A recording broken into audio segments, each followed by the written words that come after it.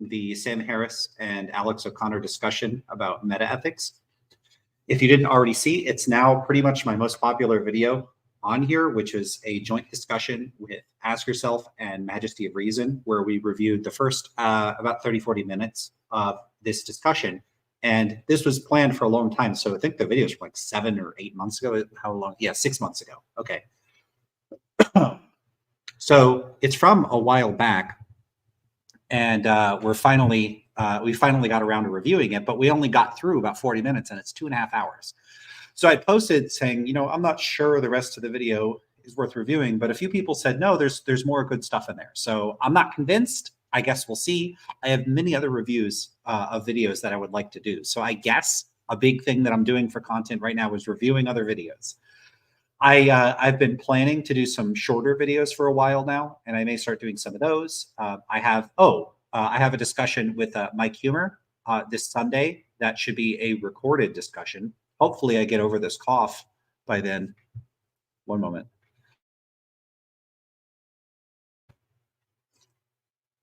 And that's just going to be a recorded discussion. It's being pitched as a debate. I don't know if I'm really looking for a debate. I'm really hoping that, you know, we could just sort of share our opposing views. I wouldn't mind, you know, pressing Humer on some of the issues, like whether you could use this process of elimination approach against the allegedly only 3 anti-realist views. He's sometimes made claims, at least in videos, I don't know how much he does this in his writings, that most people are more realists. I question that. So hopefully we'll get to actually, you know, present opposing perspectives and not just like say, here's what I think. Here's what everybody's heard what we think before. So we'll see how that goes. I do know that there's a section for asking questions. We're going to have a host that's managing that discussion. So you could go look for that. It's posted in the community section here. And if you have questions, then go ahead and ask. But there's already been quite a lot. So unless you ask a really good question, I doubt either of us is going to be able to get to it. I still haven't done my own Q&A. I did that right before I ended up having to go on a trip, and I got sick, and then all these things happened, and then there's just like a backlog of work. And so once you have that cascade of things where you get behind, I've just been way behind on other stuff. So for those of you that did ask questions for my AMA, I will eventually get to those, but it might be a while. So you'll just have to be patient. There's lots of stuff I say I'm going to do, and then I eventually get around to it. Like I still got to get this set up. So I actually have a new computer, and I have some new stuff for the microphone. I got an arm. I think I might have mentioned that. So I got a few things that several people have got me gifts. So awesome. Thanks, everybody. So I eventually got to get that set up. And then I have to try to rearrange where everything is set up so that I don't just have a kitchen behind me. And yeah, so we'll eventually get to that so that this doesn't look mega unprofessional. But at least people tell me it looks like I got a nice kitchen. So, and I do. I'm happy with the kitchen. All right. Let's say hi to everybody.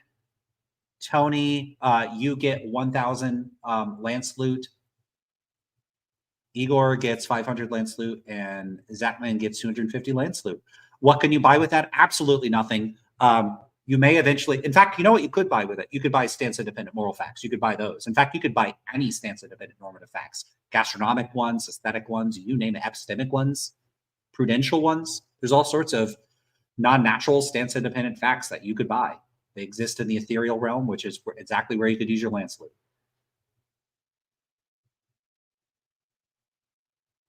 All right. Well, I guess I could answer a couple questions before we get started on the video. Zachman says, hey, I made a post on Ask Philosophy subreddit relevant to more realism, and your name came up, and they said in a debate you don't have intuition. I don't, it depends what you mean by intuition. So this term intuition is used in philosophy in a variety of ways. If you don't believe me, don't take my word for it. Go look at like the Stanford Encyclopedia entry of philosophy on intuitions. There's a significant literature.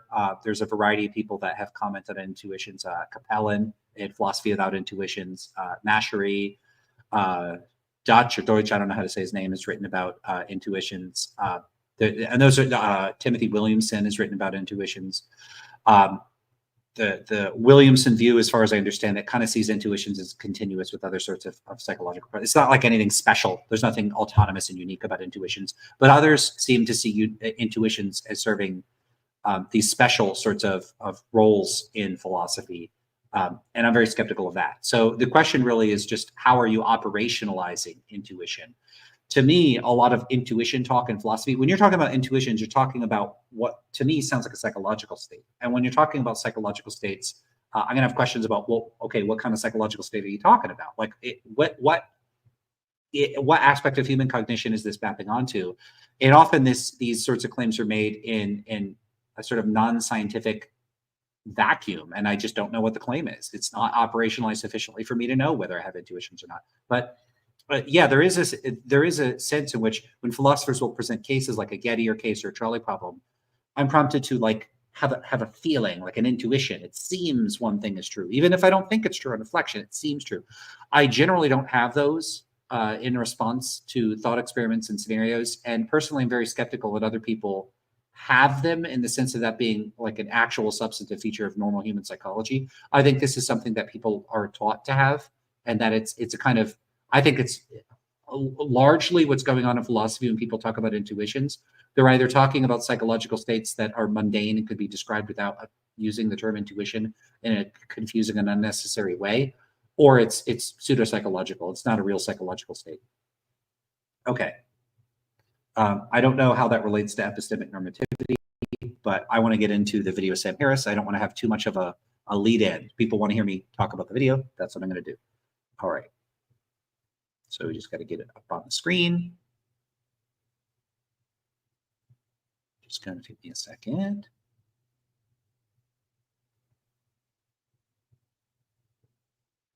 All right.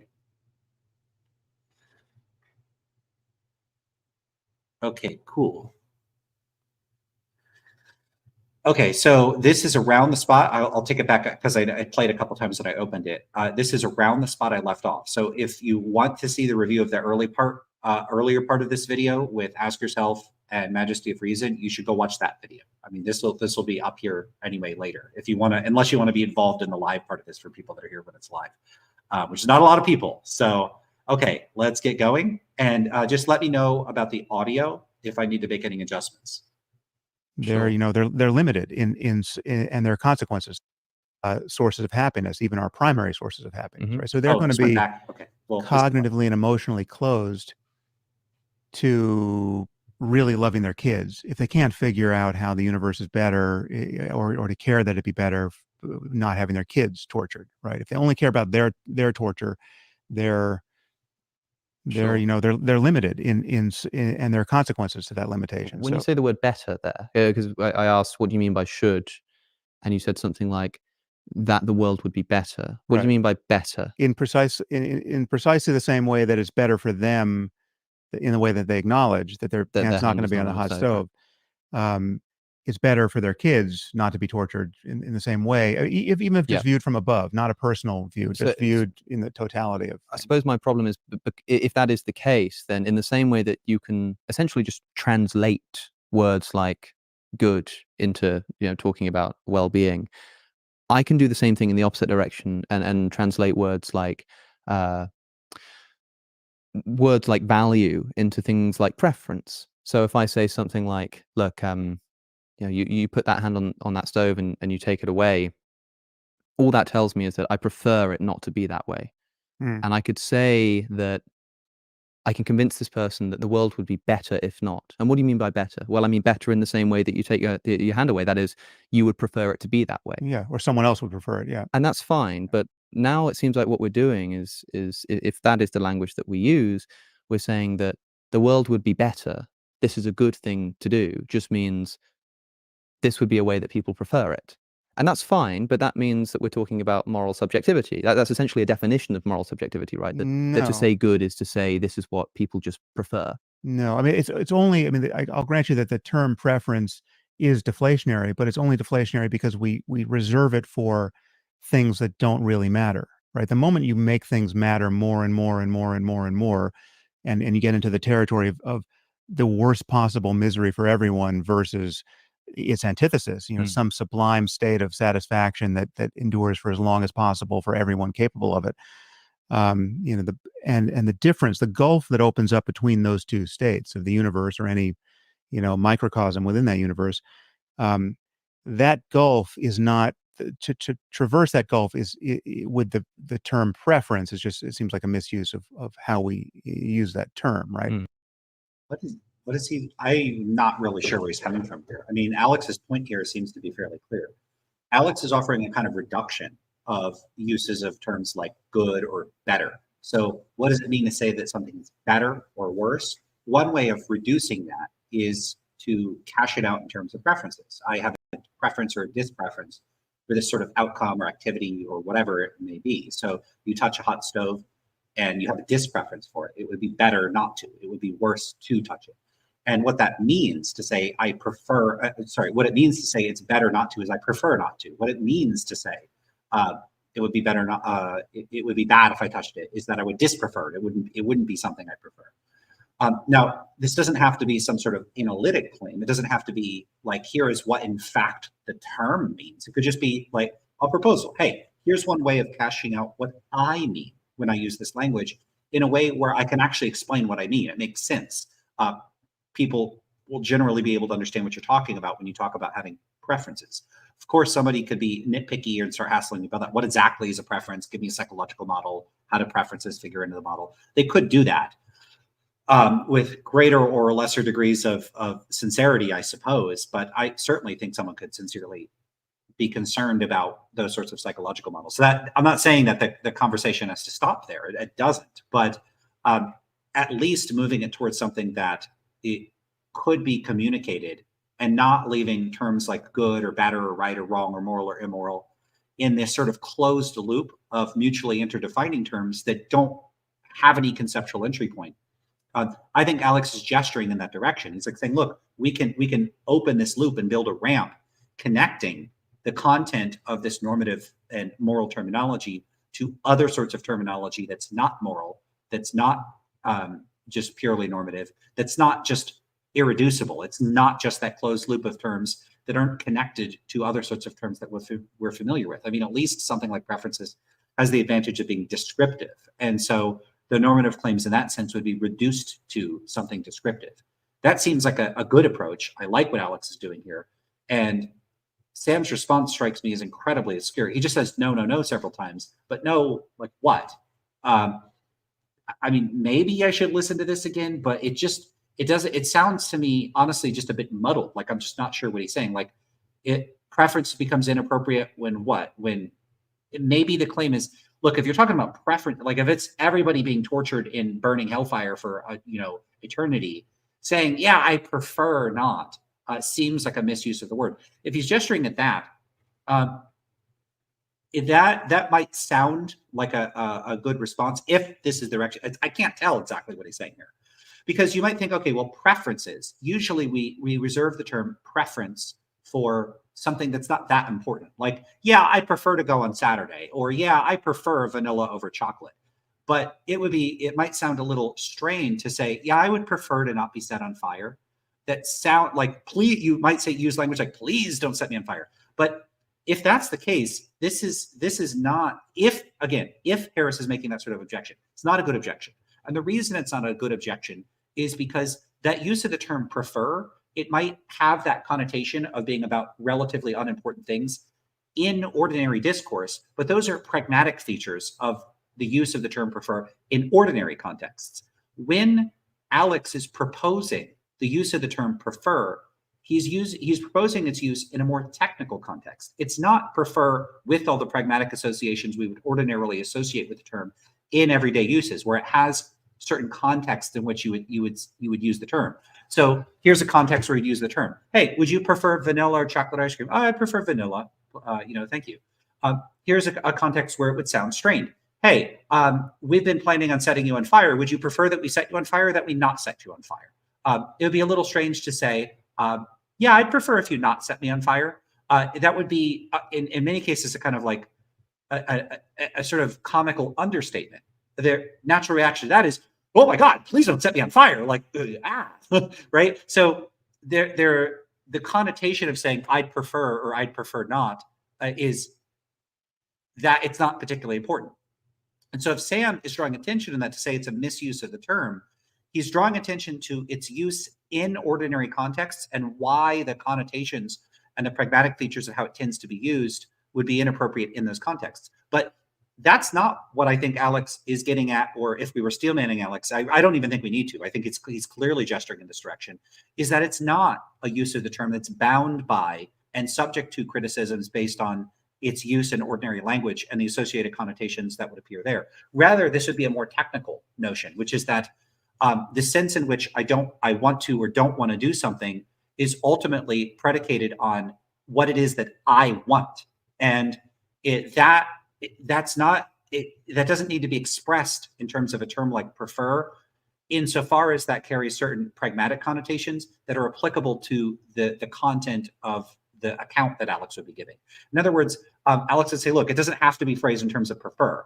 Your dispreference could be expressed as, no, please don't set me on fire. That would suck horribly. Please, no, that's evil. That's a totally appropriate way of expressing a dispreference. It doesn't have to be expressed as, I would prefer that you didn't, and then thereby be a weird understatement.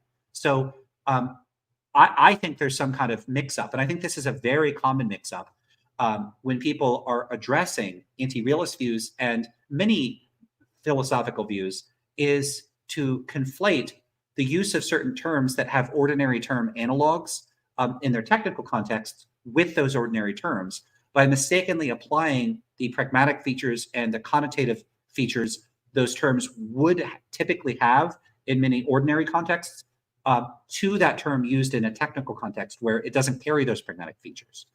This is very similar to how people will misunderstand what it means when an error theorist says it's not the case that like setting people on fire for fun is morally wrong. When they say that, they are not implying that they're okay with setting people on fire for fun. They're not telling you anything about their personal attitudes. What they're saying is, hey, there's this type of talk that other people do, people in general, like ordinary people in ordinary contexts. It could even be them when they're speaking in ordinary context. But right now they're putting on their philosopher cap and they're speaking in a technical context. So they're speaking a different type of discourse, speaking a technical discourse, not ordinary discourse. So it's a view that says, hey, in that ordinary discourse over there, when a person says this is wrong, they mean this is inconsistent with these objective or stance-independent moral standards. And then the error theorist says, so that's what they mean when they say that. And there aren't any of those sort of stance-independent facts. So what that person's saying what that person is saying is false. So when that person says it's permissible to set people on fire, it's impermissible to set people on fire, it's immoral, it's immoral, all those statements are all false. They're all false because they're all presupposing the stuff that doesn't exist. Now, all they're doing is telling you, hey, there's a certain type of discourse that's subject to a certain kind of error. That doesn't tell you anything about whether they're okay with setting people on fire or they're not okay with it, or whether they're okay with donating to charity or not. It doesn't tell you anything about their attitudes or their conduct or their behavior or their preferences. And that person's moral conduct is dictated by those preferences and values and standards. It's not dictated by their semantic analysis and metaphysical beliefs about ordinary moral discourse and this sort of metaphysical presupposition built in it. It has nothing to do with that. And yet, you could see how in an ordinary context, if a person were to say, yeah, it's not wrong to steal from people, you'd be worried that person might steal from you. You wouldn't have them outsit because they might steal from you, right? Why? Because a person in an ordinary context that says it's not wrong to do that is not simply telling you ordinary language is used in a certain way and it carries false presuppositions, and therefore first order normative moral claims within that discourse are systematically false or something. That's not what they're saying. They're saying something like, like they might be asserting a fact. Let's say we want to be cognitives. Okay, whatever kinds of semantic analysis you want to have, moral language and any sort of language doesn't need to be doing one thing. If a person says, I'm not going to the store, that person is both informing you of their intentions and they're conveying an emotion.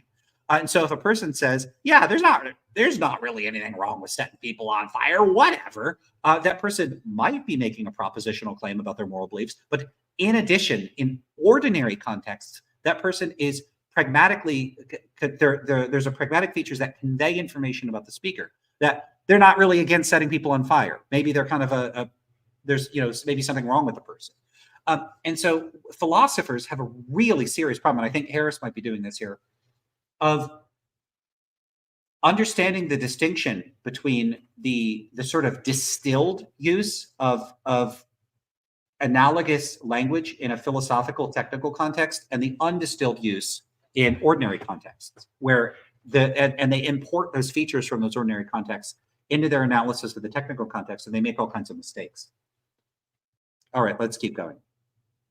It only seems deflationary because of what we do with it. But yes, it's what matters, the fact of mattering, the objective fact of anything mattering is a subjective reality. I'll grant you that. I mean, this is the split between ontological and subjectivity. And yeah, so he's using this obscure terminology from Searle, where he draws this distinction. I covered this in the first video between epistemic objectivity and subjectivity and ontological objectivity and subjectivity. Now, I'm not going to criticize Searle. Maybe that has some value in the context of what Searle was using that terminological distinction and conceptual distinction for. But in this context, it's very weird and it's unnecessarily confusing, because what he means by ontological objectivity and subjectivity, insofar as he's drawing on Searle's notion, is that Searle says, hey, there's these different modes of being. Some things depend for their existence. They don't depend for their existence on minds. So like tables, chairs, mountains, rocks, those sorts of things. You don't need a mind for those things to exist. If all the minds in the world were gone, if all people died, they would still exist. But other sorts of things like pains and pleasures, those do depend on minds. And so they're ontologically in their own special category of mind. They depend on minds, and the other things don't depend on minds.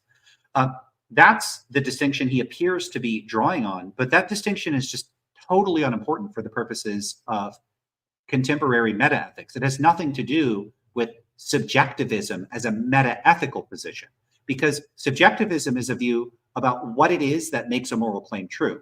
And on that view, it's that our attitudes, preferences, values, beliefs, whatever, something about our stances makes a moral claim true. But the extent to which certain types of phenomena or properties depend on minds for their existence is not the same type of dependency relation as the truth-making relation associated with metaethical subjectivism. He is simply using the same words for a different conceptual distinction that's just not particularly relevant to metaethics. Nobody uses this terminology.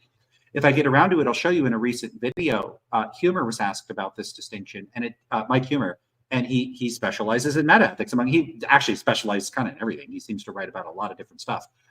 But he didn't pick up on this being Searle's distinction.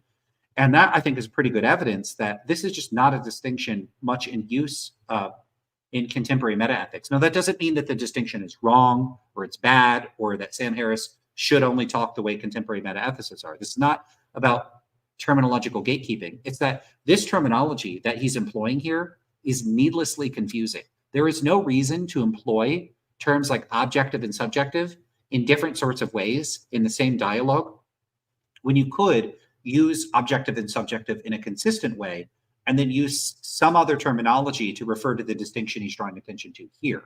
He could say metaphysically or ontologically dependent on minds, ontologically not dependent on minds, or something like that. He could use proprietary terminology. He could clarify what he means. He could avoid technical terminology and just describe what he's saying without using terminology. But when you start using terms like objective and subjective in different ways, it's easy to confuse the hell out of your audience and for you to get confused. And especially when the terminology, it's like a double whammy, because it's both confusing because there's multiple different types of the distinctions that he's employing, and they're obscure and idiosyncratic and don't reflect how they're used in actual metaethics. So then we have these other uses of objective and subjective that don't perfectly map onto any of his uses of it. And so then you have, what, 6 of them? Why use terminology in this way? This is weird. It's weird and it's unhelpful and it's confusing. And objectivity.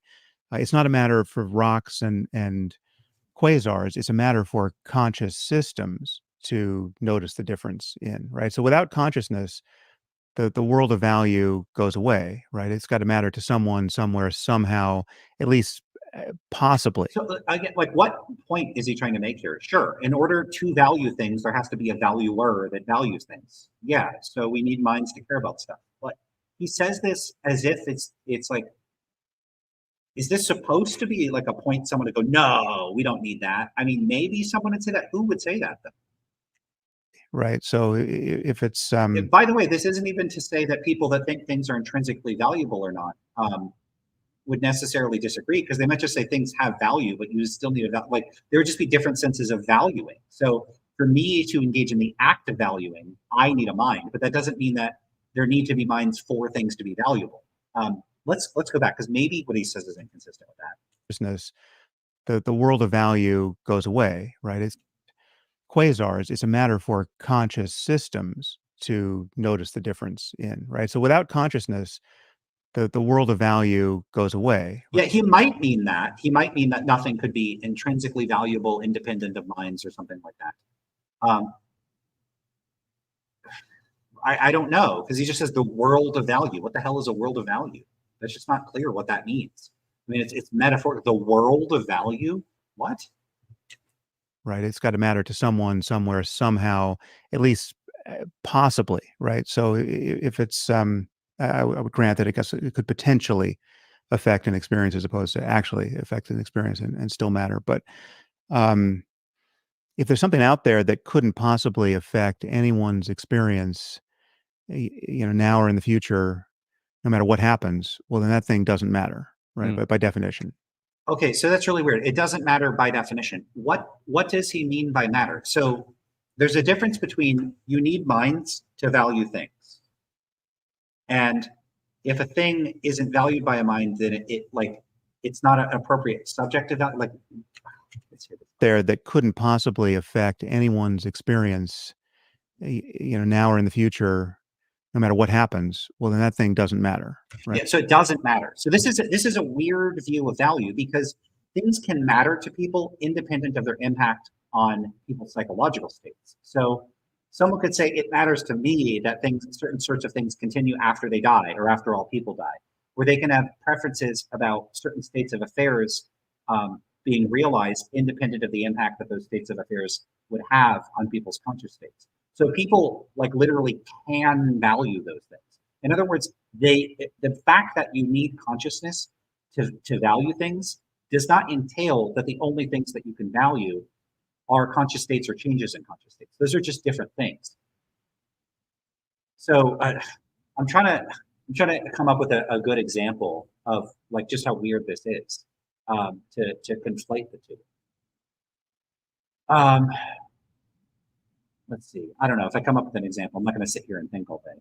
It's a very strange distinction. You see what I'm saying? That consciousness is required to value things doesn't mean that the only things you could value are consciousness. Okay, here's a very silly example. Okay, so I need my mouth to eat. It doesn't mean the only thing I could eat are mouths. Why would that follow? That's ridiculous. And yet he seems to allude to this distinction, and he like the conflation between this distinction, and this seems to come up in his writing as well. People can value things other than conscious states. Right, but by definition, in my world. And also he says by definition, in what, whose definition? His definition? Let's see what he says. Affect anyone's experience, now or in the future, no matter what happens, well, then that thing doesn't matter, right? But by definition, in my world. In my world. So is he using a proprietary definition? What does he mean by in my world?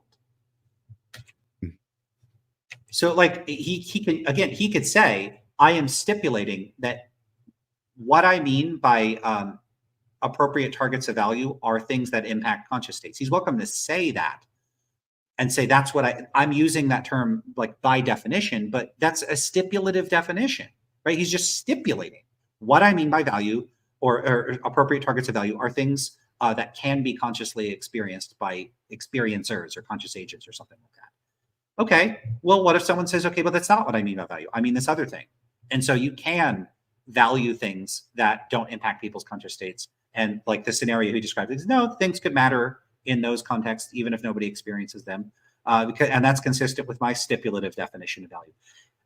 It's weird. Does he not notice that he's just saying, I'm just choosing to use a term? So I'm going to use a term. It only refers to these things. And so only these things meet the conditions of the term. Okay. And we should use your terminology. Why? Why should we use the terminology that way? Does he think his terminology picks out how reality is? It's not like reality conforms to his terminology. So what exactly is he doing here? If I just stipulate all people are people that like me, can I just then go around and say, oh, well, you must like me because I've stipulated that all people are people that like me? If you claim you don't like me, then you're not a person. You don't exist. So I'm sorry, but you're not here right now. I mean, that'd be ridiculous. Like, reality doesn't conform to how you stipulate terminology. So, like, what exactly is he doing here, other than telling us that he's opted to use language a certain way? It seems very vacuous. Yeah, I mean, so it's not a bug of my view. Rather, it's a feature that it captures what we care about, in my view, in when we talk about right and wrong, good and evil. Yeah. Um, and I think it does. You can talk about should and duty, but those are. I will grant it's not a lot hinges on whether that strand of the conversation succeeds for me. Like it's because the one of the entailments of my view is that we really are radically ignorant as to what is possible and what is real ultimately. Like, even, I mean, one of the knocks against consequentialism and utilitarianism, which Why is he talking about normative ethics? Like, this is a discussion about meta-ethics. Why is he talking about normative ethics? I admit, By the way, do you think they're drinking out of those mugs? Those mugs are just sitting there. They've been here for 40 minutes. I've taken several. This is an actual drink. Look at this. I'm not hiding it. It's not opaque, so you can't see what's in it. So you can totally see I'm actually drinking something. See? But I haven't seen them take a sip. Did anyone see it and I didn't notice? I just want to know how contrived this setup is. and it's profoundly inconvenient, is that it's very difficult to know when to stop gathering data so as to judge any act to be good or evil. So it's like, is Putin's invasion of Ukraine bad or good? Well, I certainly think it's bad. I'm reacting as though it's bad. I'm condemning him as though it's bad. I think he has bad intentions. I think he's a bad person. I think there's a lot of evidence for that. But what if the invasion of Ukraine and all the misery endured there by the Ukrainians and all the needless destruction of life and property somehow does something to world affairs that 30 years from now we recognize, okay, that was actually the thing that got us to get our heads screwed on Well, it's straight. the hand on the stove for 30 seconds. Yeah, and bringing everything got better pleasure. after that, right? So it's actually it was, in hindsight, it was the best thing that happened in 500 years. Right now, I have no reason to think that's true. I would highly doubt anyone suspecting that that is true, but I can't rule out that possibility, right? So that's contained in this analysis, right? So the thing that really confounds people, and is the thing that is just a perpetual engine of misunderstanding of my view, is that people immediately. So Alex was talking about how we break down notions of like what he means by better and that sort of thing. And he's pivoted to talking about this like epistemic problem of, hey, if you think goodness and badness is cashed out in terms of well-being or whatever it is he thinks, something vaguely consequentialist, there are going to be these epistemic challenges of figuring out like, well, if you think it's ultimately about how much well-being is produced, how much well-being over what, next hour, next year, next 10 years, because something that sort of locally, proximally within a certain span of time causes a lot of suffering could in principle have really good knock-on consequences, like decades or centuries or millennia from now. So it could be a butterfly effect where even like, someone kicking someone for no apparent reason just has this cascading consequences that end up, saving billions of lives. So how can we judge anything as good or bad? So this is an epistemic challenge for certain types of consequentialism. What's this have to do with metaethics? The answer is nothing. So I don't know why he's talking about this. Immediately move to the claims I'm making about moral truth to an effort to adjudicate practical moral decisions that exist very much in the gray area of, there are trade-offs and calculations we can't do, and who knows what in the final analysis is really morally true. What's going to be better for any individual or the greatest number of individuals. And this comes to the distinction I make in the book around answers in practice and answers in principle, right? So I don't know why he's making much of a fuss about this. Maybe he's just talking to people, like maybe he shouldn't base his meta-ethical views on reacting to people that don't know anything about meta-ethics. I mean, it sounds like he wrote an entire book and has a whole bunch of talking points based on trying to talk about meta-ethics with people that don't understand the distinction between meta-ethics and normative ethics. And he doesn't appear to understand, or at least utilize or keep the distinction clear. And so everything he says is muddled, in part because he's responding to a bunch of other people with muddled and confused views. And this might be why it might make sense to go talk to people that study meta-ethics if you want to talk about meta-ethics. I wrote a whole book on meta-ethics, and it's mostly actually normative ethics. It's real weird. This issue here, yeah, sure, of course there's a difference between what you could find out in practice and what you could find out in principle. And, he gives examples like at any given time, there's a n number of birds flying over the earth. You don't know what that number is, we'll never be able to know, but there is a fact of the matter. And so there's a distinction between what's true and what we're in a position to know. Fine. What's that got to do with meta-ethics? Now, if he wants to say, well, some of my critics will say, you can't have moral realism or objective morality, these stance-independent moral facts, because how would we know what they are? It's perfectly legitimate to say those people are mixing up. I hate saying this, but they're mixing up epistemic and ontological considerations. Is the difference between those sorts of things. But okay, yeah, okay, maybe non-philosophers and people without significant academic training mix the two things up. And so, okay, then make that point and move on. But he seems to make such a big deal of this, and these all seem like weird distractions and digressions from the question: why should we think morality is about, like, what do you mean by well-being, and why is morality only about well-being, and how did you figure that out? Like, what methods or tools did you use to figure that out? Did he use the tools of science to figure out that morality is about well-being?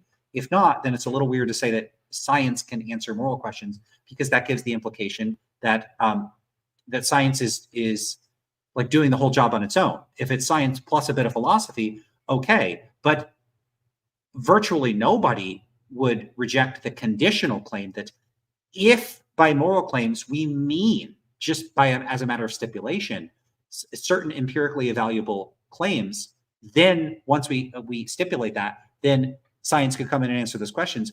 Well, that's trivially true. I mean, it's like saying, hey, I'm stipulating that the set of facts that I'm concerned with are scientific facts. Science can answer those facts in principle. Okay. So if we say morality is about this phenomena, well-being, and this phenomena I'm stipulating is one that's subject to empirical evaluation, so in principle we could use empirical tools to investigate it, you've said something completely trivial, which is you could use science to evaluate scientific claims. And I'm going to call some of them moral claims.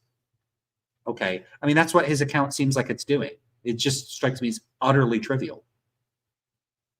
Saying is that there are answers in principle, ultimately, at the end of the conversation, a billion years from now, where we can say we can cash out our truth claims as being real, right, or having been real.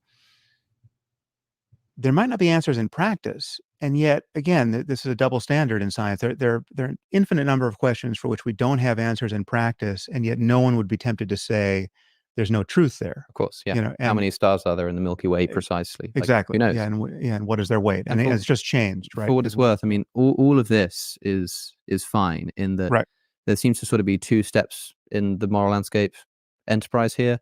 One is good is about well-being. That's step one. And step two is once we grant that, we can make all kinds of scientific claims. Right. And this is where it becomes relevant to talk about how people will object, but you can't know in practice, but there is a principal answer. All of that stuff, I'm totally with you on. Like everything on that side, I completely agree. It doesn't matter that we can't know in practice, whether we should cure cancer or racism. Like that doesn't matter. There could be a right that's the answer. kind of pushback I get even from moral philosophers. They'll say, well, I don't know how to measure well-being, right? Sure, right? Like, yeah. Give me a device.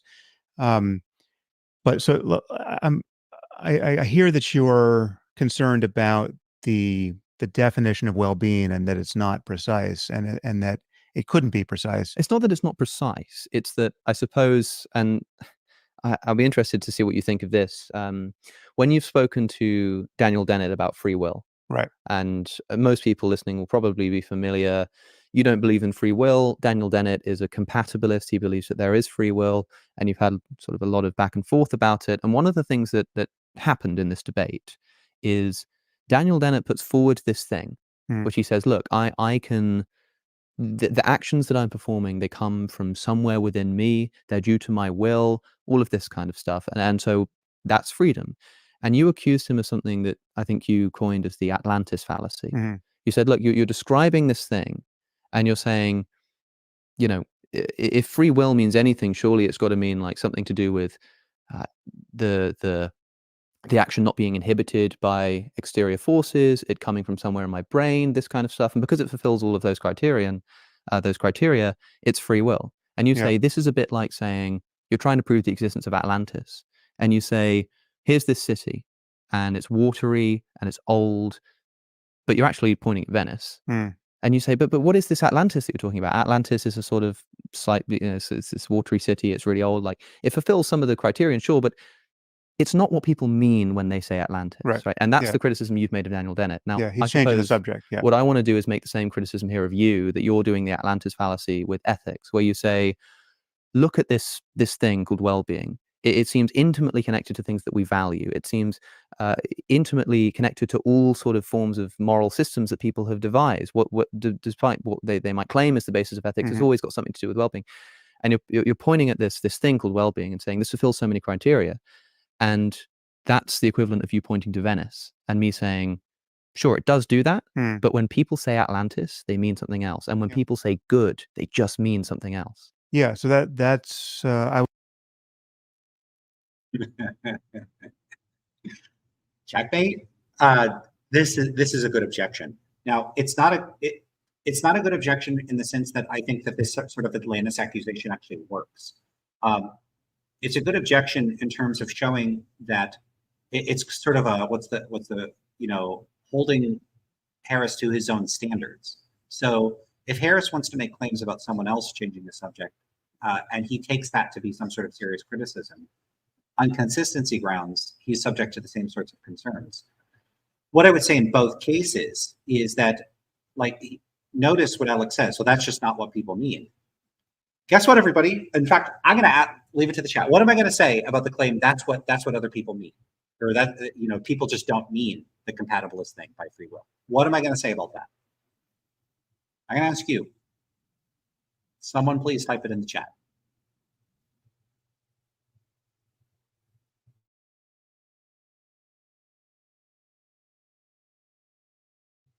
I feel like I'm teaching a class and the students don't want to raise their hands. There we go. That's an empirical claim. Do we actually know that the way non-philosophers use the term free will or employ the concept of free will, that they use it in the way Sam Harris thinks they're committed to, or that they use it in the way Dennett is using the term, or in some of a myriad of alternatives? No, we don't know the answer to that question. There is empirical research on it. I've looked at the empirical research on it, and it's not at all clear. There is no decisive answer to this question. It's not at all clear that people have any distinctively shared concept of free will at all. And so claims about this or that term being employed in a technical philosophical context, failing to map onto the ordinary notion, presuppose, one, that there is an ordinary notion that's shared in common among people. That's a big assumption. Might not be true. And two, that they know which one of those that it is. And these are claims made in the total absence of any engagement with the empirical literature. So I could name like the Mallion Monroe paper. I could name the free will scales that have employed the Paulus and Carey scale, the free will and determinism plus scale. I could tell you about the free will inventory with Nadelhofer and Namias and some other people on it.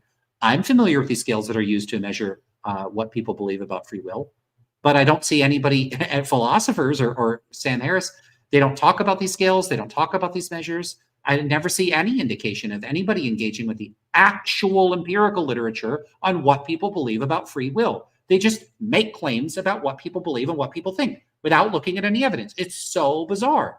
How would they know? How would they know what people think? Which people? Americans, the people you talk to, people all over the world, people 800 years ago, people in different countries, people in there. There's 7,000 plus languages in the world. Do people use the term free will? Is there a cognate term in every language? Do they use the concept in every language, even if they don't have a term for it? Have you done the comparative linguistics? Have you done the anthropological work? Have you done the cross-cultural experimental philosophy? No. You know what? Nobody's done it. There's been virtually no cross-cultural empirical research. Now, they have started translating quite a few of these free will skills into a bunch of other languages and employing them. So we're starting to get a picture to the extent that those measures are valid, if they are. But like no one's drawing on this research. It's not like someone did a big meta-analysis of the 71 different countries that have that we have lots of data on how they've responded to the free will inventory. No one's employing that. So they just make claims about how people think. I mean, this is like me saying, yeah, people love, what's a like super regional? People love corn dogs. People love them. Which people? Which people love corn dogs? Imagine if I went around, yeah, people all through history have loved corn dogs. People all through history weren't eating freaking corn dogs. What are you talking about? And so, I mean, I almost want to call this like the corn dog fallacy. It's just the presumption that, yeah, kind of like I grew up here. I grew up in Florida. So I grew up, people in Florida, what's a common thing? Cuban sandwiches. People like Cuban sandwiches there. Does that mean everywhere all through history likes Cuban sandwiches? Well, if I never left, Florida or Miami or something, I might think, yeah, everyone's got to have a Cuban sandwich. You got to throw some pickles on there. You got to throw some mustard on there. How else would you do it? Everyone thinks that way. Maybe I should call it the Cuban sandwich fallacy. I don't know. Go back to my roots of where I grew up, but you could do that. But that would be ridiculous. And you don't just infer everybody thinks the way I think. There are different cultures, different languages, different societies. They've had different views on the relationship between people, agency and moral responsibility and normativity and judgments of intentional action and how they accord praise and blame to people and all sorts of things. This idea that we could just infer, like people, Harris and Alex probably come from very similar Western Anglophone societies. They're like, both have at least bachelor's degrees in philosophy. These are people with specialized training, specialized conditions that they grew up in, share the same language, share a similar cultural history. And then they're just going to talk about what people believe as if they know what people all over the world in every different language and culture think. It's ridiculous. I'm belaboring the point. I don't know why people do that. Sorry, I'm not intending to critique Alex here because he's making a consistency objection, and I think that works independent of this concern. But to the extent that people raise these sorts of concerns, they really bother me. Let's have a look at chat since I've been talking for a while. Modern Moralist says you're an inspiration, Dr. Lance. I like when people pump me up like that. Yeah, I feel like I don't know, like a dragon that likes to be flattered. Like I'm not gonna come for you if you talk about how great I am. Audio suggestion: we need you to be doing audiobooks, voice of an angel. That's way over the top. I don't know about the rest of you, but I can barely stand listening to my videos after the fact because I hate my own voice. Like when I'm talking, I'm like, I sound cool, and then I listen to myself and I'm like, I sound like that. Ugh. I'm not a fan. So I don't know. Audiobooks, no way. Once I get the setup and I have the mic like in my face, I should sound better. JPW says, really glad you're doing a second part. I don't understand the concept of moral realism. How can objectivity of human morality be established? Like, I don't know what the test for it would even look like. Yeah, it depends what you mean by a test. So non-naturalist moral realists are not really going to think that there's a test that you could do. And even some naturalists might not think it's as simple as doing a test. You're still going to need to have some conception of what morality is before you can go out and see which natural facts, map on to the moral facts. Hey, Sapir, how's it going? Good to have you. All right, looking through comments.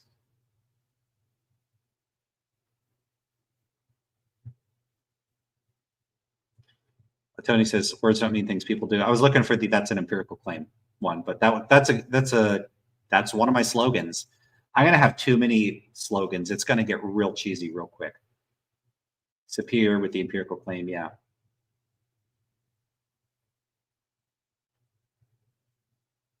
Empirical question. Who has tested this? If you're asking who has done research on free will, I'd be happy to talk about that sometime. It's pretty interesting and cool research. I have a lot of criticisms of it, but it's still cool. And there is quite a bit of research on it.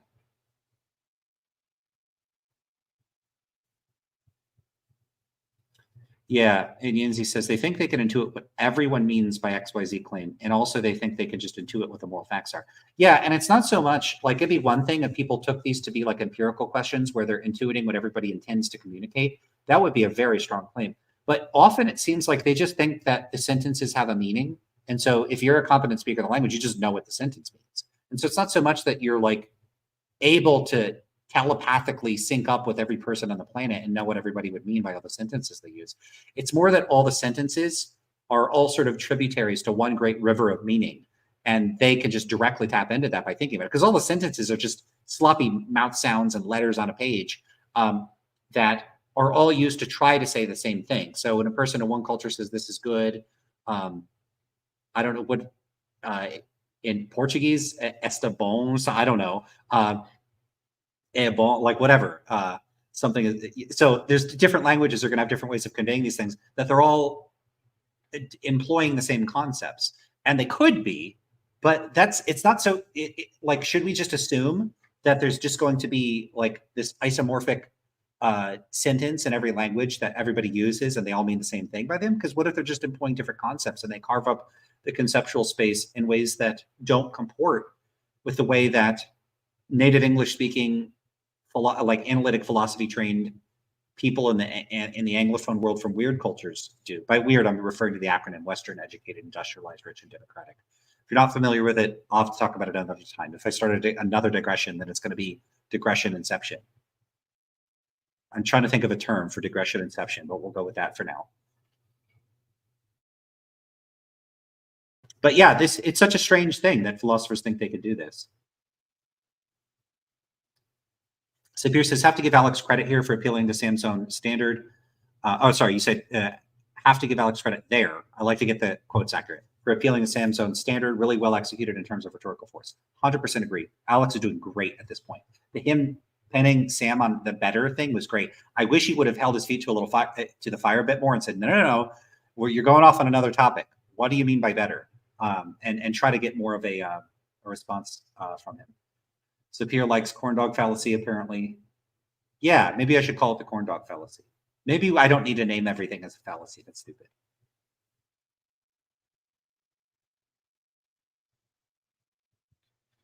And Yinzi says, looking forward to your debate with humor. Yeah, I don't know how much of a debate it'll be. We'll see. There should be some elements of it where we come into conflict. It'd be real weird if that didn't happen. But it's not like a we'll see. We'll see how it goes.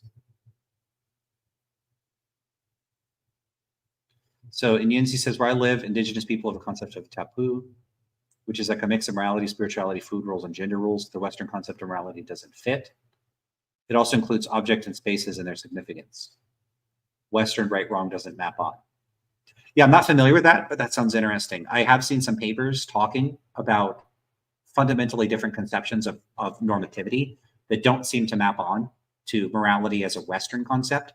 I don't know if we would call those like non-Western moral concepts or just non-moral concepts. It's too far outside the domain of my expertise, which is fairly narrow. Whenever something is dealing with cross-cultural stuff, I'm going to be like, I just don't have enough firsthand knowledge of the relevant cultures and languages to like assess, is this really a cognate term or that sort of thing. So that research is stuff that, like, research that's looking at these sorts of differences. I'll read it, I'll try to internalize it, but I'm limited in my ability to do a whole lot with those findings. Like, I have to interpret them very cautiously. Okay, let's keep going. I would be happy to dispute that. It's because in Dan's case, I can point to what he's leaving out. Right, he's leaving out something I think crucial. He is in fact changing the subject. Here, my definition of well-being. Okay, he can do that. Okay, then do it. Like, he says he could do a thing and then he doesn't do it. What's being left out? Like, look, maybe he can do this, but I'd love to know what it is he thinks Dan is leaving out that's crucial. Crucial to who? According to what standard? It's a little obscure because anybody could come along and say this is crucial to this concept. Crucial to you, crucial to people in general, crucial to philosophers, crucial according to some standard that we both share and have agreed to. And I slipped past me and I didn't like, what does that mean to say it's crucial? And how does he determine what is and isn't crucial?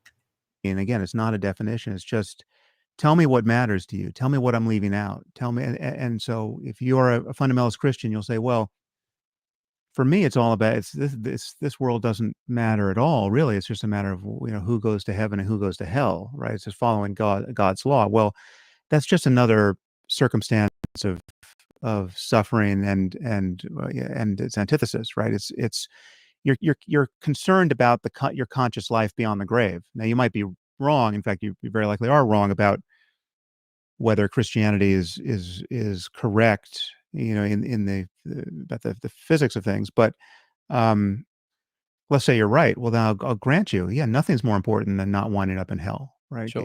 So But the way you would just like, well, tell me what you value. If it's not well-being, what is well, it? tell me what I'm leaving out. What could I be leaving out? Well, So virtue. I do value well-being. I do. I suppose what I'm saying is I just think that. Yeah, before he gets to his response, like what is he leaving out? It's going to depend a lot on what he means by well-being. Sometimes he just is like, well-being is whatever the stuff that we could value is, and that's real weird.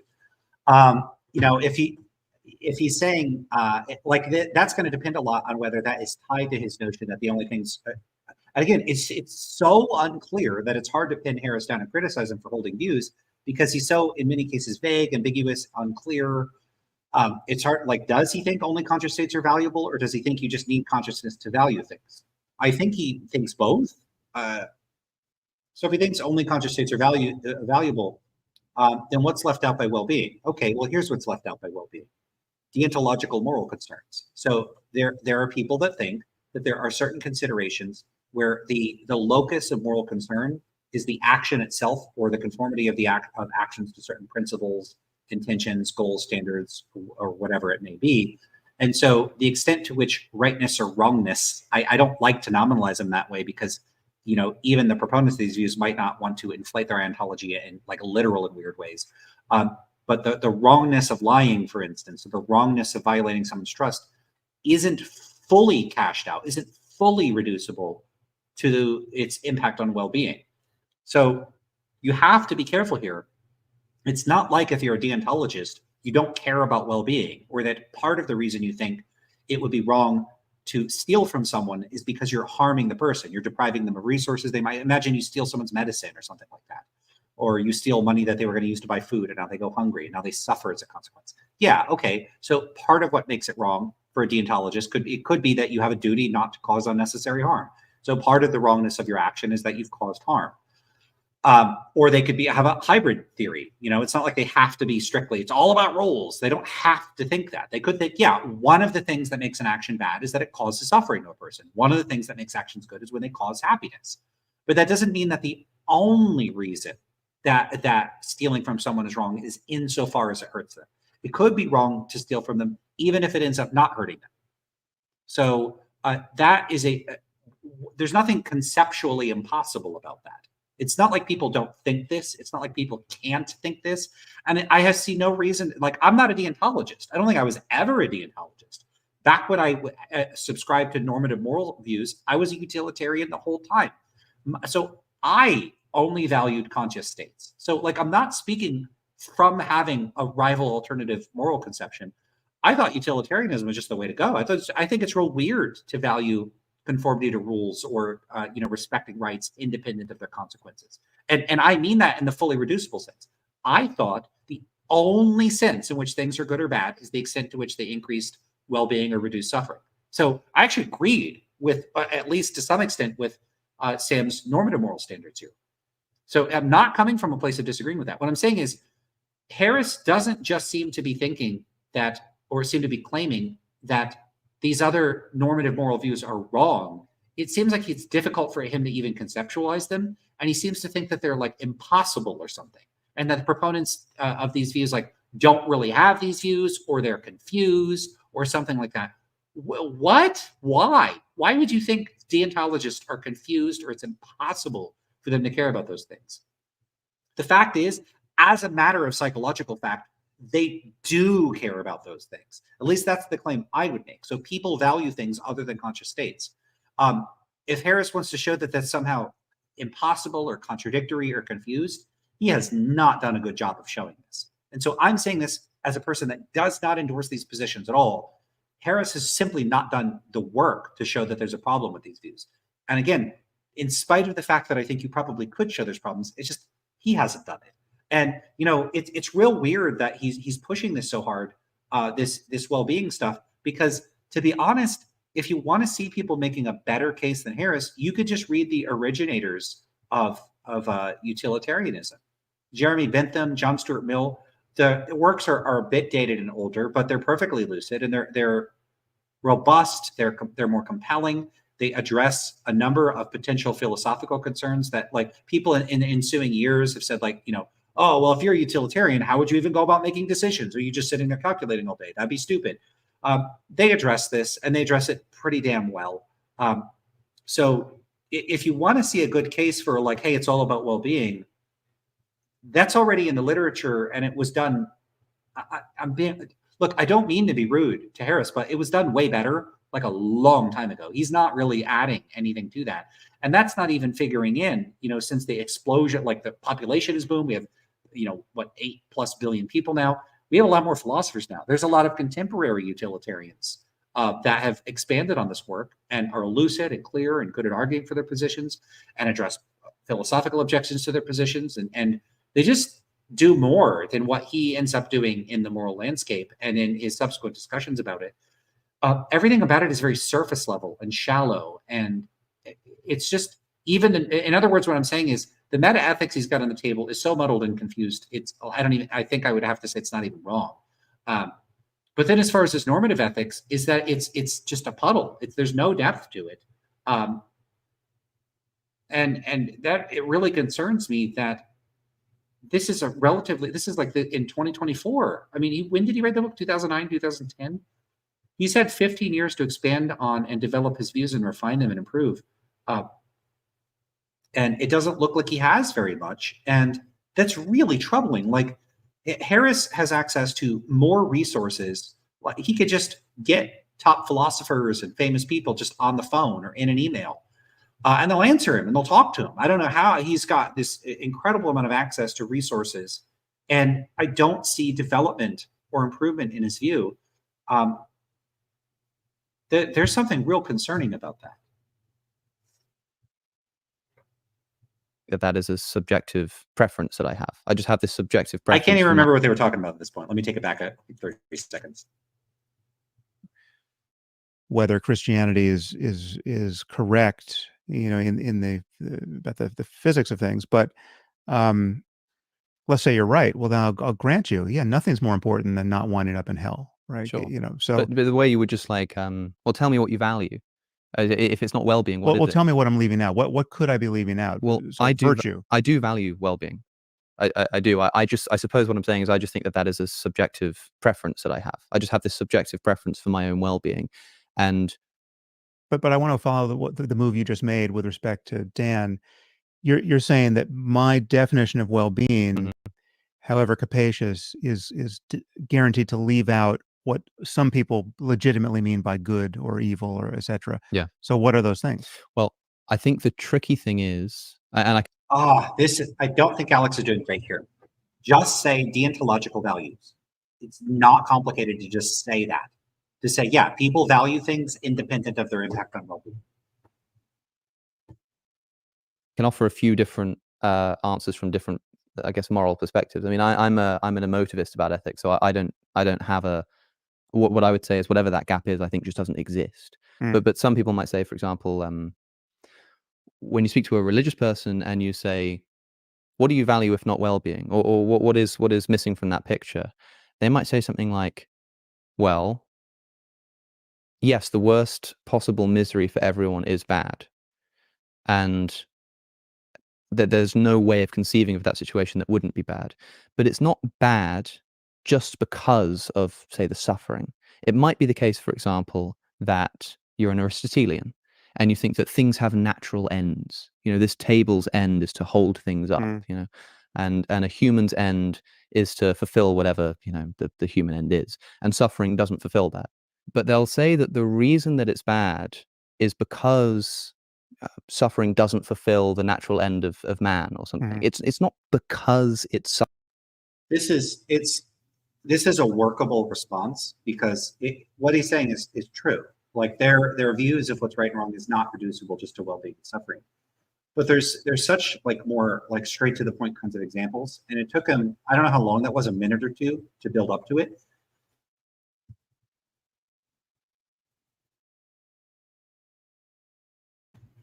And it gives the impression that I'm sorry about that. it gives the impression that he's filibustering when he ends up not filibustering. He answers the question. I would recommend to Alex, not that I necessarily follow this advice myself, but answer the question right away. Because when your audience starts listening, Alex starts to sound like he's filibustering. He's not going to answer the question. He's buying time, whatever. If you come off with an immediate response, it has that proximal impact of, well, what would even be an example? And you go, example. If someone's like, all fruits are apples, can you even name another fruit? And you're like, banana. Then that person looks foolish. But if someone goes, oh, can you even name another fruit? And you're like, I'm like, it's a difficult question to answer. And there's many types of things that you can categorize. But, like maybe a pineapple, it sounds too tentative. It sounds like it's not that immediate, riposte. And that's what you really need to have a punchy, convincing response. And so, here's a way you can respond. This isn't necessarily the best way, but it's the first one that came to mind. So if you ask me that question, this might be what I say, maybe because I've been reading and talking about trolley problems a lot lately. So someone says, okay, well, what other things do people value? Say, okay, well, think about in the trolley scenario, there's two versions of switch and the footbridge. Most people are unwilling to push a person off the footbridge. Now, even though pushing that person off the footbridge to their death would save the lives of 5 people and it would reduce the total amount of suffering, people don't want to do it anyway. Well, why don't they want to do it? Well, some people think it's just wrong to actively bring about a person's death. Even if it's to save a greater number of lives. And so from a deontological, and this is not to say the only rationale that you could give for refusing to push in the footbridge scenario is a deontological one. But one rationale you could give is that some actions are wrong independent of their consequences. And so it's not what the rightness or wrongness of your actions isn't reducible to their consequences. This is so basic that this is taught in like any intro to ethics class. This is super, like when I say this is basic, this is like if you were in like a bio class for children in elementary school and you're telling them there's like mammals and reptiles and birds and stuff. The difference between deontology and utilitarianism is it's the most basic of basic things in normative ethics. And so when he's asking, what could you care about other than well-being? This is such a low hurdle to hop over, is to care about principles, conformity to principles and actions. Principles and rules. You can just care about that. You can care about conforming to principles and rules. You can care about respecting rights. And, if Harris wants to say, well, the reason why we respect rights is because of the impact rights have on people's well-being. That's an empirical claim. If you want to say that's why people actually care about them, prove it. Good luck with that, because I don't think you're going to find that the evidence supports that. People don't just there's no evidence to suggest the only thing anyone ever cares about is conscious states. It's just not true that people only care about those things. Or if it is true, show me the evidence, because that's an empirical question. And has Sam Harris done the empirical research to show everyone is a crypto utilitarian? Hell no. That research does not exist. So, I don't understand why Harris keeps talking to people. Again, Alex is doing good here, but someone needs to slap back with the deontology, dude. What are you talking about? Lots of people care about shit other than consequences and well-being. What are you talking about? Oh, very frustrating. It almost seems like people think that they have to give consequences other than well-being. But that's not the best route to go, because Harris might say, well, my notion of well-being is very expansive, and his notion of well-being is just this endless Pac-Man that just whatever you throw in the consequences bucket, it's just the mouth is gonna keep widening. Nope, that's well-being. Nope, that's part of it. No, that's part of it. No, that's part of it. That's what he'll do to any consequences. So you have to point to non-consequentialist things, and then make the point. Because people do the same thing for egoism, right? So people will say, well, the only reason that person helped a person is so that they could get fame and accolades. The only reason. So just because you can point to how an action did benefit someone or could benefit someone, that doesn't prove that that's what motivated the person. So if the claim is all people are always only motivated by what promotes their self-interest, it's not good enough to say, hey, I can come up with a hypothesis I could come up with an explanation for why what they did could have been in their self-interest. Sure, you can. Now, did you demonstrate that that is in fact what was motivating the person? If not, then shut up, because you didn't prove anything yet. And it's the same thing here. If he wants to start saying people, in fact, can only care about this, or it only makes sense to care about this, what's the argument for why it only makes sense to care about consequences? Why? Like, why? And if you point to people and say, look, lots of people, in fact, probably the majority of people don't only care about things in a way that's reducible to preferences. Again, it's not good enough to say, well, I can come up with an explanation for how what they're saying or doing could ultimately be driven by a concern for well-being. Sure, there's a difference between saying I mean, it's almost like giving a just so story. And Harris should know better if he were to, like, hypothetically, if he did do that, I would say you should know better. You shouldn't do that. I'm not saying he is doing that. I'm saying if he did that, it wouldn't be a good move. So think a few moves ahead here, but deontology is the obvious go-to. Here's a good response from someone in the audience, Jonas Jensen. You could also value well-being, but not be committed to always maximizing. You could think some deserve it more than others, and theirs should take priority at the cost of some well-being. This is a fantastic point. And when I've expressed criticisms of Harris, this is one of the main things that I press, not this specifically, but that Harris's point, remember I was saying his normative ethics is super shallow. His normative ethics is so vague. It's like, yeah, well-being is good. Okay, but what about it is good? So I think cake is good. Does that mean I need to eat all the cakes and I'm a cake eating maximizer? No, I want cakes in balanced and limited quantity, right? So I need to eat other things. I can't only eat cake. I don't want to partially maximize cake, so only I get to eat cake. I want other people to have cake if they want it. So if he wants to say morality is about well-being, okay, what about well-being? Do we maximize it? Do we maximize it impartially? Like, how do we resolve issues of distribution of well-being?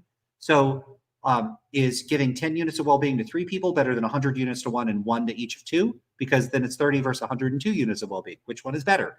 How does he handle the repugnant conclusion? How does he handle the endless list of issues that utilitarians have already dealt with? The answer is, I have no damn idea. And I don't think he addresses hardly any of this in the book.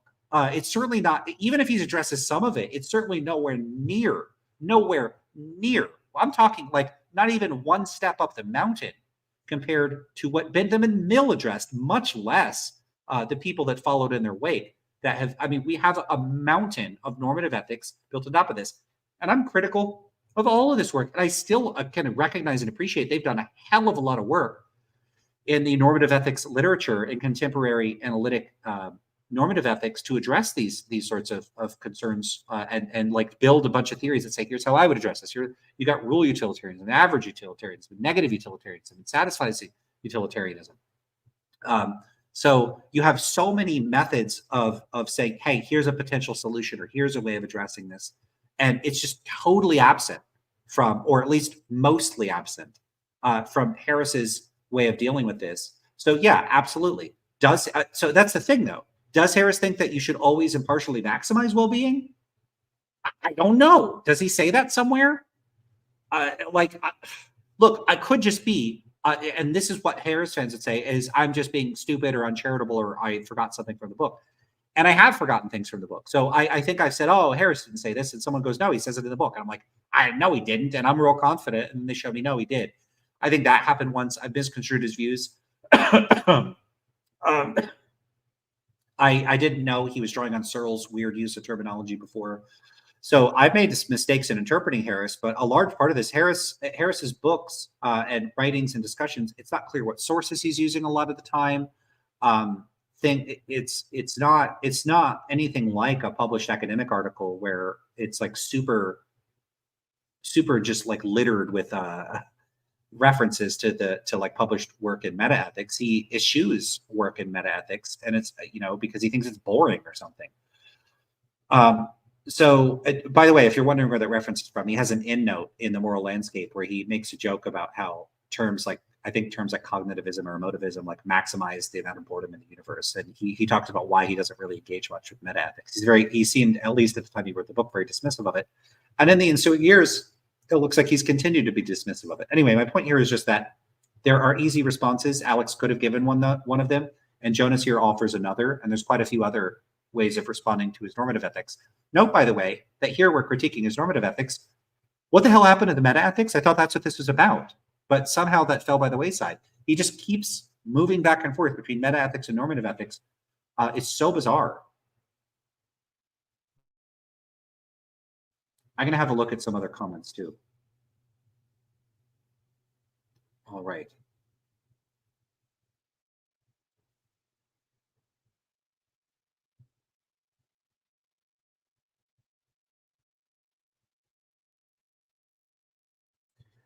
Yeah, JPW. How can you establish that deontological values exist versus crypto-utilitarian? Is that actually empirically testable? I don't know. I don't know if that's testable. Yeah, it might just be that behaviorally that a crypto-utilitarian and a deontologist in over a wide range of situations would act exactly the same.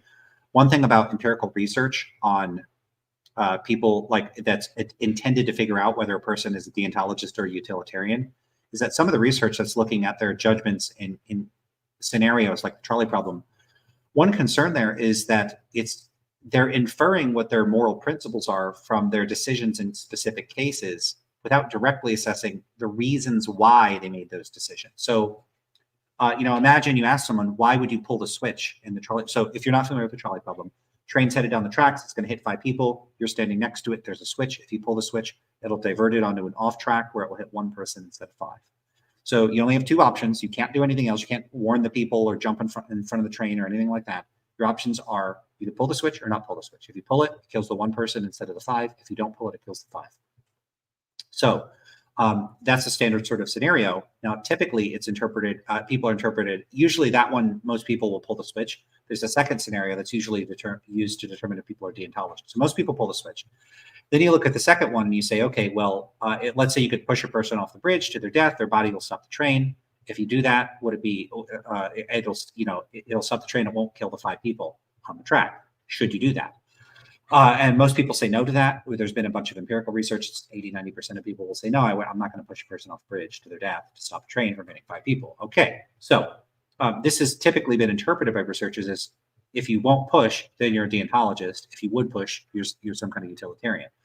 And this falls into a broader category of sacrificial dilemmas. If you're willing to sacrifice or cause some amount of harm or death or whatever to prevent a greater amount, this is typically associated with the utilitarian view. Problems with this. One, you could believe that you have a duty to minimize as many deaths as possible or something like that. That in practice is going to look a lot like utilitarianism, but your reason for doing it is because you have some kind of duty or obligation, not because you need to maximize utility. So it's possible to have a deontological approach consistent with giving the paradigmatic utilitarian answer.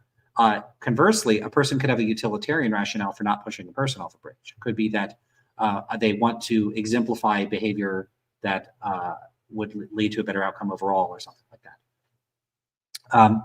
Or they might think, well, what's a utilitarian rationale for not pushing? Here would be a bad utilitarian. I guess technically it could be true. Let's say the person you're asking is a doctor that's about to go save, they're a doctor that's going to go on to save many lives. And like, look, if I push the person off the bridge and then I go to prison, I'm not going to be able to save more lives. So actually more people die if I push the person than if I don't. You're kind of violating the presuppositions built into the thought experiment, but a person that doesn't stop people when they answer the question from answering that way. People will just modify or change things or add things to thought experiments. There's a certain degree of resistance that people will have to thought experiments. In fact, there's been research that shows even if you explicitly stipulate that the person you push off the bridge, there's a 100% chance they'll stop the train. And then you ask people afterwards, after they answer the questions, like, what's the probability their body will stop the train? They'll be like 90%. Like they just won't accept stipulations.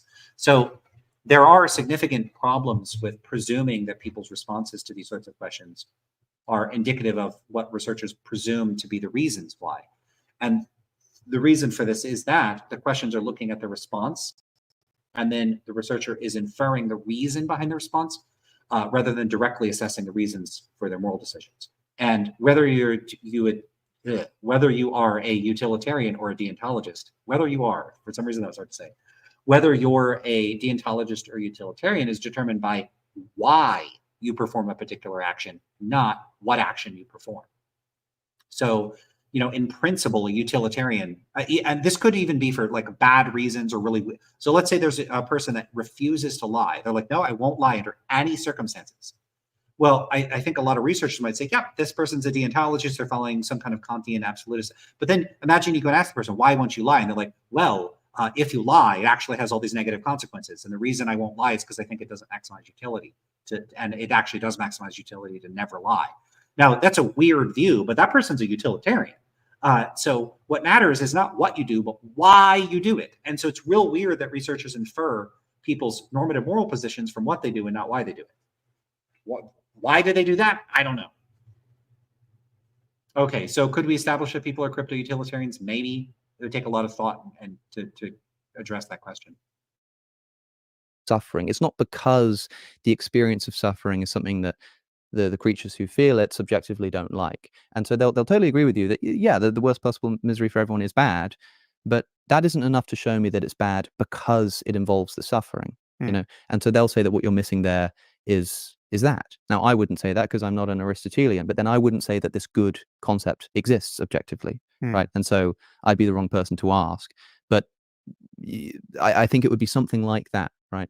And you must recognize that, at least on the surface, when you tell people, I think morality is about well-being, and they sort of meet you with suspicion, that there must be something about this word good, even if they can't quite pin down what it is, that means more than just that.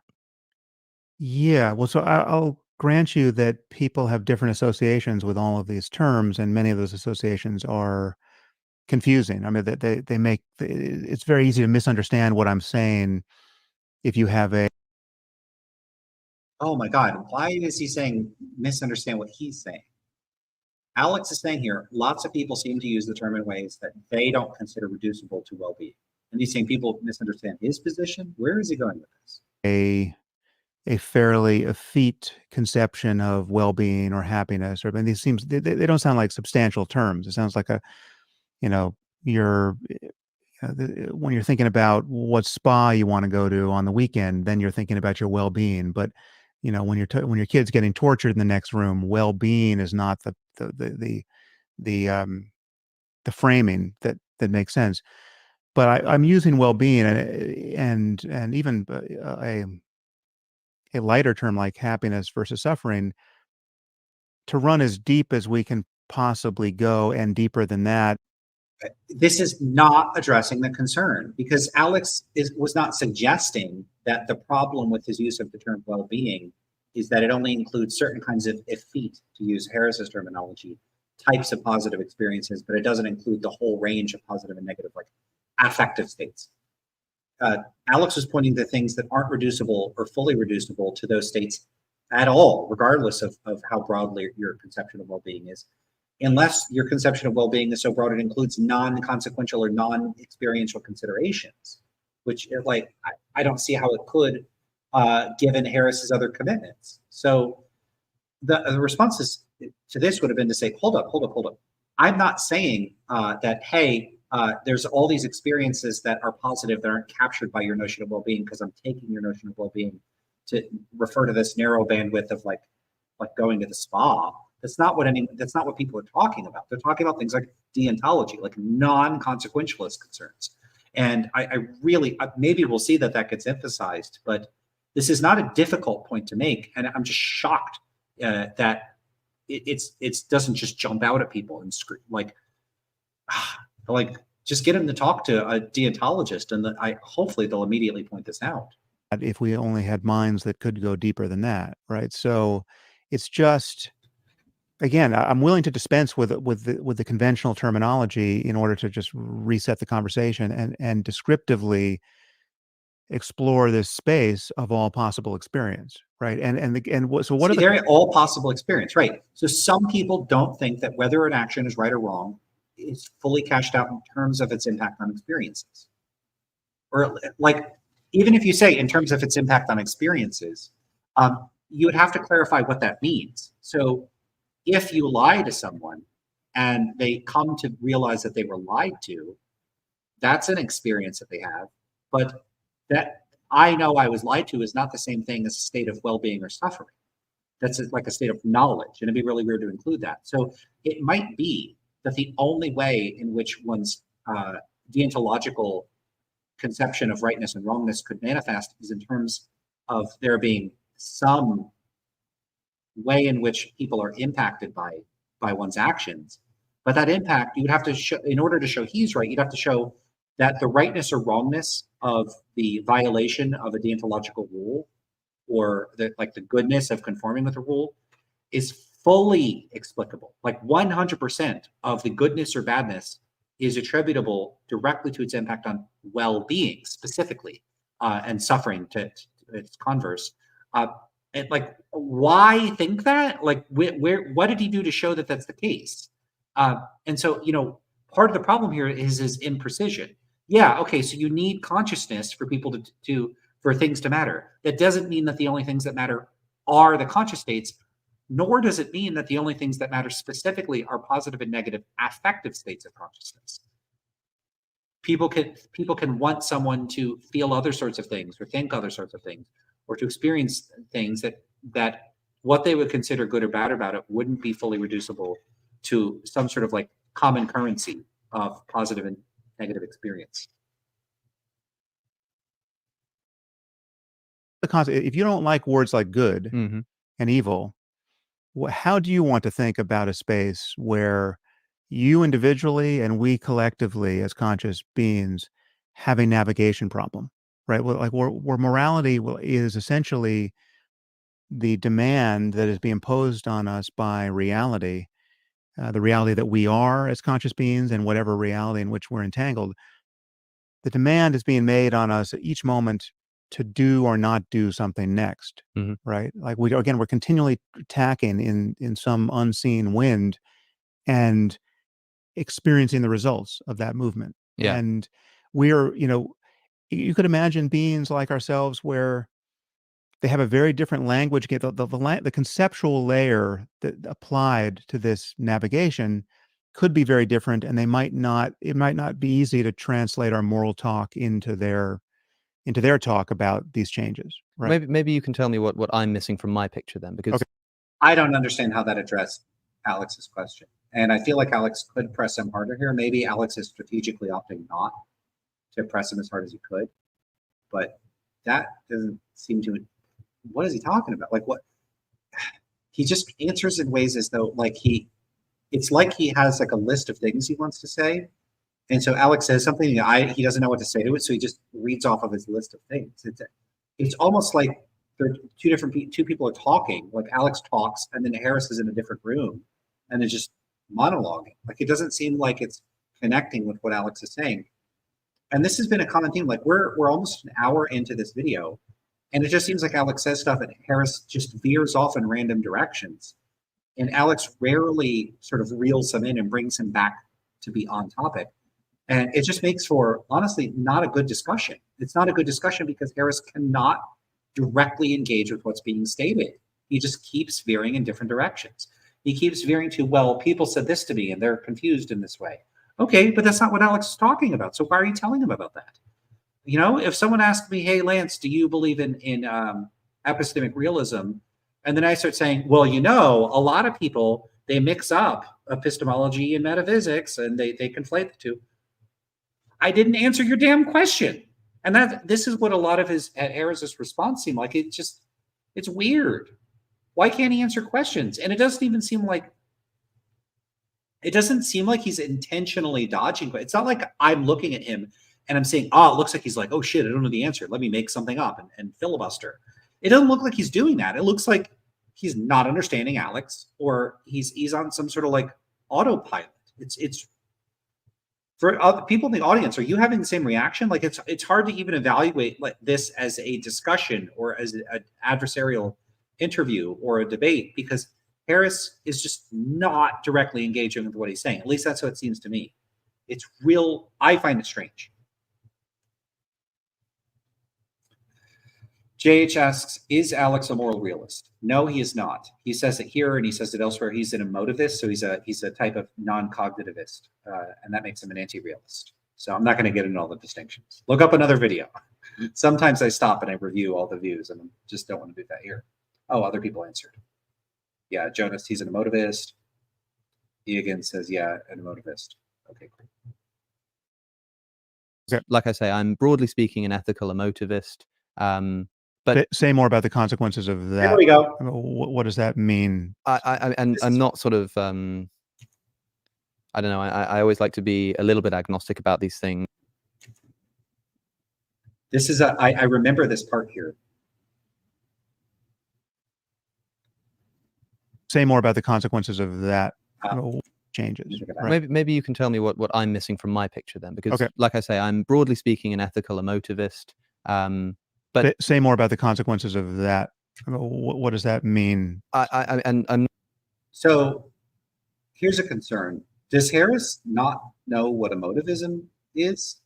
So on the one hand, if we're being super charitable, we might think he's providing a platform for Alex to explain himself. So, if I'm in an interview or a discussion and my interlocutor is a meta-ethicist and they say, hey, Lance, what's your view? And I say, oh, let's say I just said this. Let's say I said, I'm an emotivist or non-cognitivist. They might say, okay, so tell us about non-cognitivism. What is that? And then I would explain it. They might have taught a class earlier in the day where they're like, here's non-cognitivism. That could be going on with Harris, but it could also be that he doesn't know what emotivism is.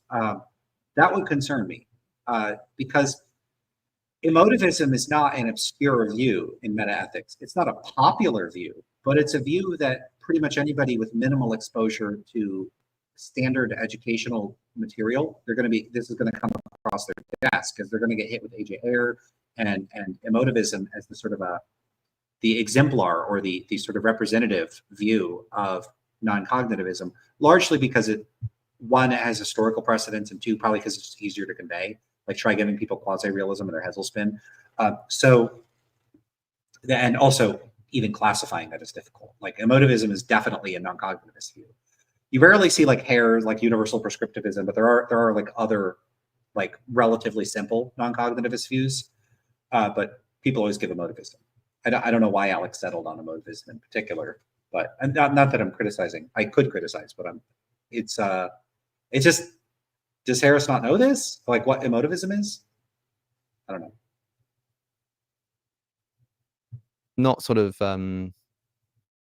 I don't know. I always like to be a little bit agnostic about these things, open to change and all that. But I'm broadly attracted to this view that when we make ethical statements or pronouncements, we're essentially just expressing emotions at each other. And so when I say that murder is wrong, I'm sort of expressing some kind of distaste, or I'm expressing something akin to saying, don't do that, which is just like a command. It doesn't have any truth value. This is interesting. I feel like I reviewed this video before, and now I'm thinking, I think I reviewed this.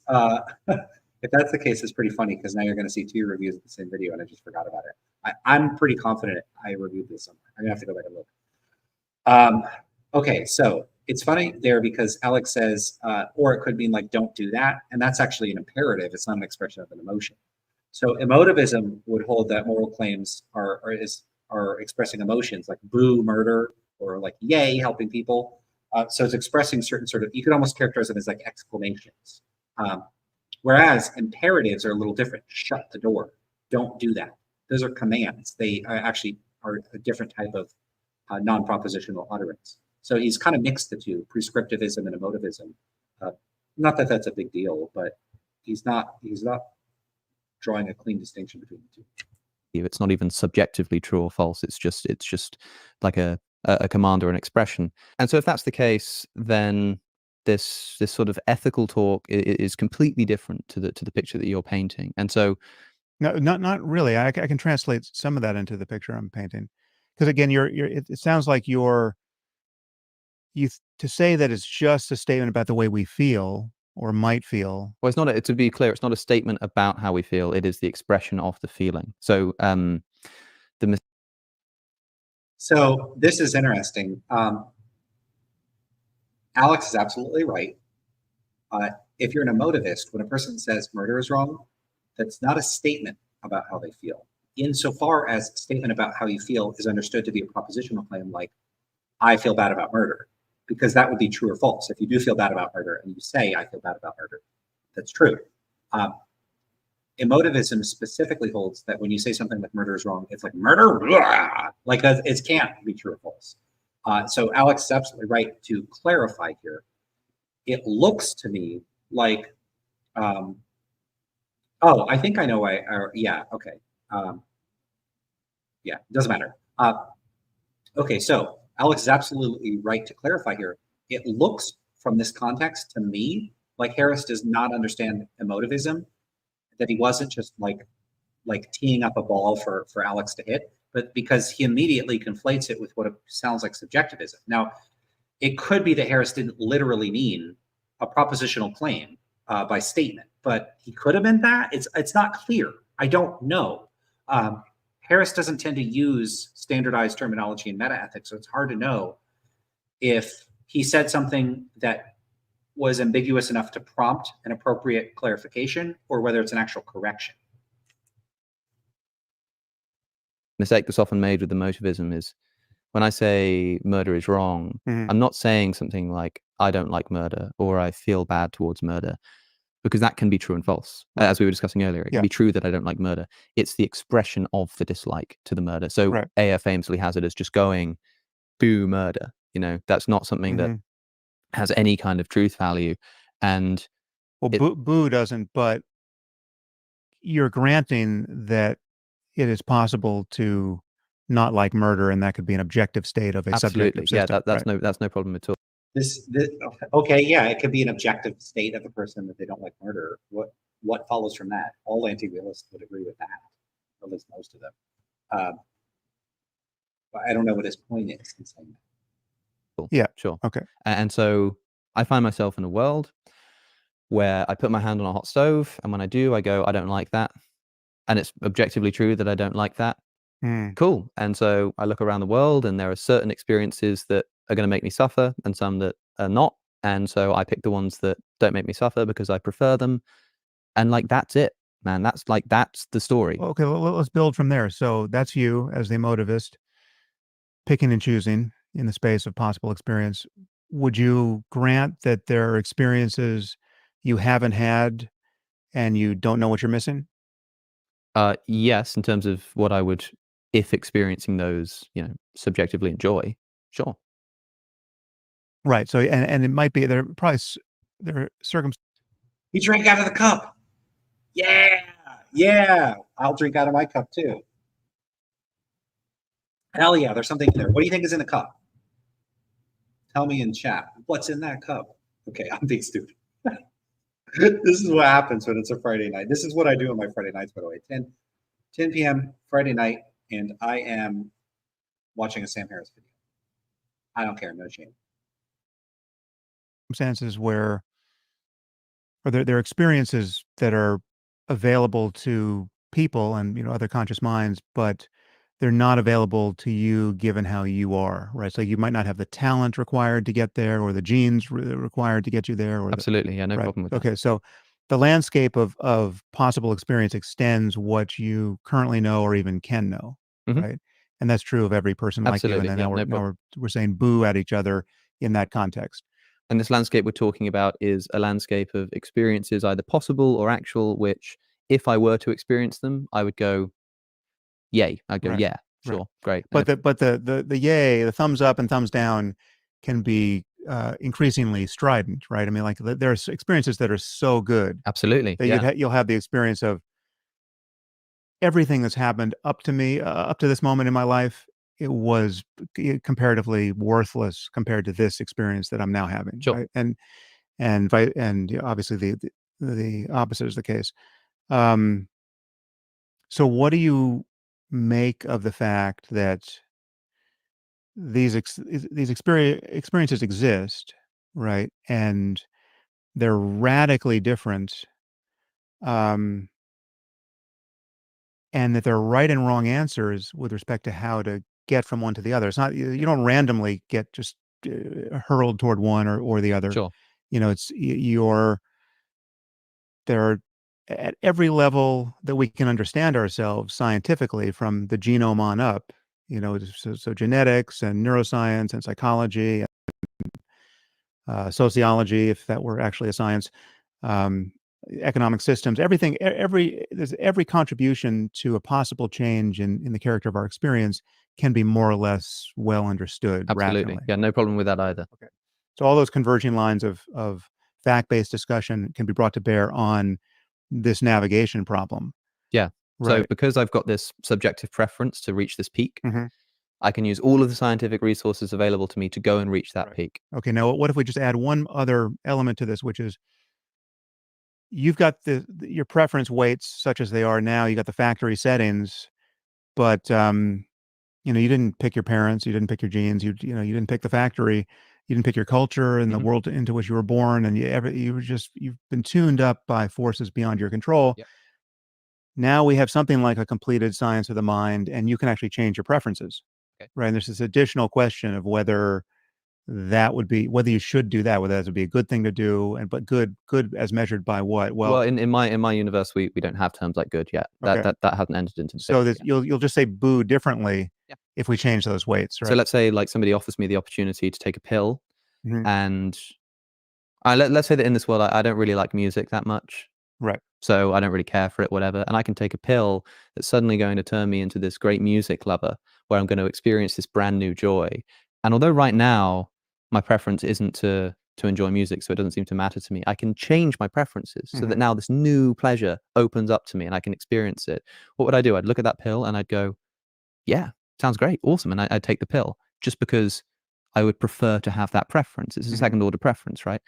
But there's still no space here into which has entered a concept of like moral prescription, of goodness, of ought. I'm still just in this world where there are experiences I prefer, and I use my scientific analysis of the world to achieve those. And when something comes along that allows me to to to really radically Mm. improve that feeling of subjective preference, hell yeah, use all the science you can get to give me those pills. Right. But still no moral judgments here, right? Well, there are potentially, but they might not be necessary. I mean, like, as long as you're going to concede that you might not know what you're missing, if you might not know how good life could be if you only made certain changes to yourself or to your thinking or to your culture, right? Hmm. So we have a bunch of people like you who just don't want to talk about shoulds and oughts, right? And they never do. Occasionally they say boo, but they don't think anything really hangs on it. And then if we it just is a it could be an empirical fact about you and your or people like you, that you're cognitively and emotionally and culturally and civilizationally closed to certain outcomes which are available the moment you begin to play a little bit I'm differently. not sure why those would be correlated, because like this idea that there are experiences that are available to me that I don't even know what I'm missing, Mm. that doesn't require me to believe in any concept of morality. Because if you No, said to I'm me, still just on the more. So again, I'm bracketing morality, uh-huh, the judgmental yeah, valence of yeah, that term for the purpose of this part of the conversation. I'm just saying that there's descriptively, we're in kind of in the descriptive values, still value laden landscape of this feels much better hmm, than this over here, which I never want to taste. Or yep. What are they talking about? Where's the meta ethics? Is he so like it's so weird. Alex presents a meta ethical position. If you want to find a quintessentially meta ethical position, you can't do much better than emotivism. Emotivism basically says, hey, moral claims express only non propositional content. Specifically, they express emotions or that that don't have any sort of, they can't be subject to being true or false. As a result, moral claims are not really in the business of being propositional. They can't be true or they can't be false. So there are no moral truths. It's just like when people say stuff like murder's wrong, that just means stuff like murder. But okay, that's a meta-ethical view. Why is he talking about like all these experiences that you might not know you're missing out on? That's what? What does that have to do with this? It's weird how much there's like they're talking past one another. Why would one person say, I'm trying to think of an analogy. It's just maybe I don't need one. This is just real weird. Alex is talking about meta ethics. It doesn't sound like Harris is talking about meta ethics. I'm increasingly concerned that Harris doesn't know what meta ethics is. He's having a conversation with a person that's trying to have a conversation about meta ethics, and it doesn't look like he knows what meta ethics is. I mean, this is so bizarre. Imagine I tried interviewing somebody on, I don't know, like car mechanics, and they've never opened a car up in their life. They don't know what a car is. And so I'm asking them all these questions like, oh, well, what would you do if the engine was damaged? Or what would you do if you get a flat tire? And it's not like they're like me, I know what a car is. So I'm like, oh, if you get a flat tire, then you get that thing where you crank it up and then you like get the spare and you put that, like, I don't even know what the thing is called. Like, but I know enough to say stuff that's marginally like on topic. It would just be wrong or confused or severely impoverished. But imagine the person doesn't know what a car is, and you're like, okay, well, what would you do with a flat tire? And then they start talking about, well, there's many modes of transportation, and some of those modes we haven't even thought of yet, but we could find out about them scientifically. Maybe we could teleport. You don't even know. Like, I mean, in a scientific way. Like, maybe we could teleport. Maybe we could time travel. You never know. The heights of human transportation possibilities are an endless vista of potentiality. Like, he drops all these technical terms in there, and then you're just like, what about the car question? We're not addressing that. So he's saying all this stuff like these landscapes and all this stuff. What the hell does that have to do with emotivism? If he has a criticism of emotivism, what's the criticism of emotivism? Like, what's the point in asking Alex to bring that up if he's not going to say, oh, well, I don't accept emotivism because I think its semantic thesis is wrong. Here's the Frege-Geach problem. There's like issues with embedding. How come I can reason about moral issues? How come I seem to be able to ask questions like, what is murder wrong? That doesn't make, like, is murder boo? Doesn't make sense. Like, I'm not saying these are good objections. These objections, I think, are crap. But they're the kinds of objections that people use that are on topic. But it's like he doesn't know what the topic is. It's really weird. Why would you interview a person about a topic when they don't know what the topic is? It's not, again, to be clear, I'm not saying Harris is expressing incorrect or confused metaethical views. It doesn't even look like Harris understands what the topic is about. It's really weird. It's really weird. Somebody in the chat says, like, talking to GPT-2. I was going to say, if you were saying chat GPT, then I was like, no, it's going to have no problem distinguishing metaethics or normative ethics. But yeah, maybe some old version of GPT that just keeps mixing things up. But there's something wrong here. And Harris seems to be fundamentally confused in a way that is so deep, I don't know how to express it. How can you not even know what the topic is if you wrote a book on it? How? I don't know what's happening here. Why can't they stay on a coherent topic? For touch again, right? Crucially, just for clarity, I would say, in my view here, this is subjective value. These Well, are it's subjectively subjective. valid. Hold on, I'll take it back. But Jonas says this: if I had to guess, he's trying to demonstrate that something can be in your interest without you knowing, and so realism, because your stated preferences can be false. Just a guess. Does make sense?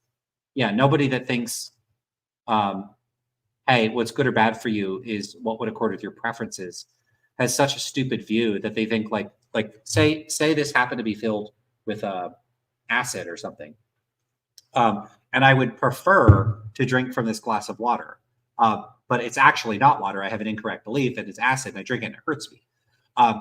Does that show that subjectivism is false? No, that would be an idiotic thing to say, because subjectivism doesn't commit me to thinking that the means by which I opt to try to fulfill my desires are correct. Like, my proximal preferences have to all be correct. They only have to, like, they don't have to do much of anything. It's just like, I have certain preferences and values. Then these are sort of mediated through or processed through my engagement with the world. I make judgments about the world, about what will and won't fulfill my preferences. And I can make mistakes. But my preference there for drinking the water, it's not like that's a fundamental preference. Like, I want to drink, it's not like I prefer to drink whatever is in the glass. It turns out, turns out that's actually bad for me. I was wrong. So therefore subjectivism is false. Even I don't even know if that would show subjectivism is false. But the point here is that, like, what I want is to quench my thirst. And then I have a mistaken belief about whether this would achieve quenching my thirst. That would be a better way to frame it. That you can have mistaken beliefs about what would be in your interests. It might be possible to have mistaken beliefs about what your interests are. Maybe human psychology is constituted in that way, but that wouldn't entail that therefore what you should or shouldn't do doesn't depend on your interests. What it might show is that people may have unconscious values or something like that, and they might recognize them when they do something and then regret it. I don't know, like a revealed preference that's revealed even to you. The thing about that is that this is such an obvious thing that, I pointed this out before. Think about the Dr. Seuss story, Green Eggs and Ham. So how does the story start? So you have Sam I Am approaches this unnamed person. I think Sam I Am is the one bothering them. It doesn't matter. But so they approach this person and they say, would you like green eggs and ham? would you like them Sam I am? Maybe the person that's eating the food is Sam I am? I can't remember. Whatever. Anyway, why am I stuck on that point? Like I have to remember that point. Anyway, one person, whoever they are, offers green eggs and ham to another person. That person says, no, I do not like green eggs and ham. I think the other person is Sam I am. Damn, why am I so stuck on that? Okay, it doesn't matter. One person offers green eggs and ham. The other person says, no, I don't like them. Then the first person says, well, would you try them under these circumstances? Would you try them under these circumstances? So it's stuff like, would you try them in a box? Would you try them with a fox? Would you try them on a train? Would you try them in the rain? That kind of thing. And so the person keeps saying, like, no, I'm not going to try them in there. I'm not going to try them here. I'm not going to try them in a box. I'm not going to try them anywhere, right? So that's the story. Now, this person is so persistent that eventually the other one says, look, if I try the green eggs and ham, will you leave me alone? And they're like, yeah. So just try it. So they try them and they're like, wait, this is delicious. I do like green eggs and ham. I do like them Sam I am. Now, what is the purpose of this story? I don't know. I didn't ask Dr. Seuss, but my guess is a lot of times children are picky eaters. I don't want to eat it. I don't want to eat it. You give them borscht or something and they don't want to eat it because it looks weird. This is why is it maroon? I don't want to eat maroon or fuchsia. Is it maroon or fuchsia? I think it's fuchsia, whatever.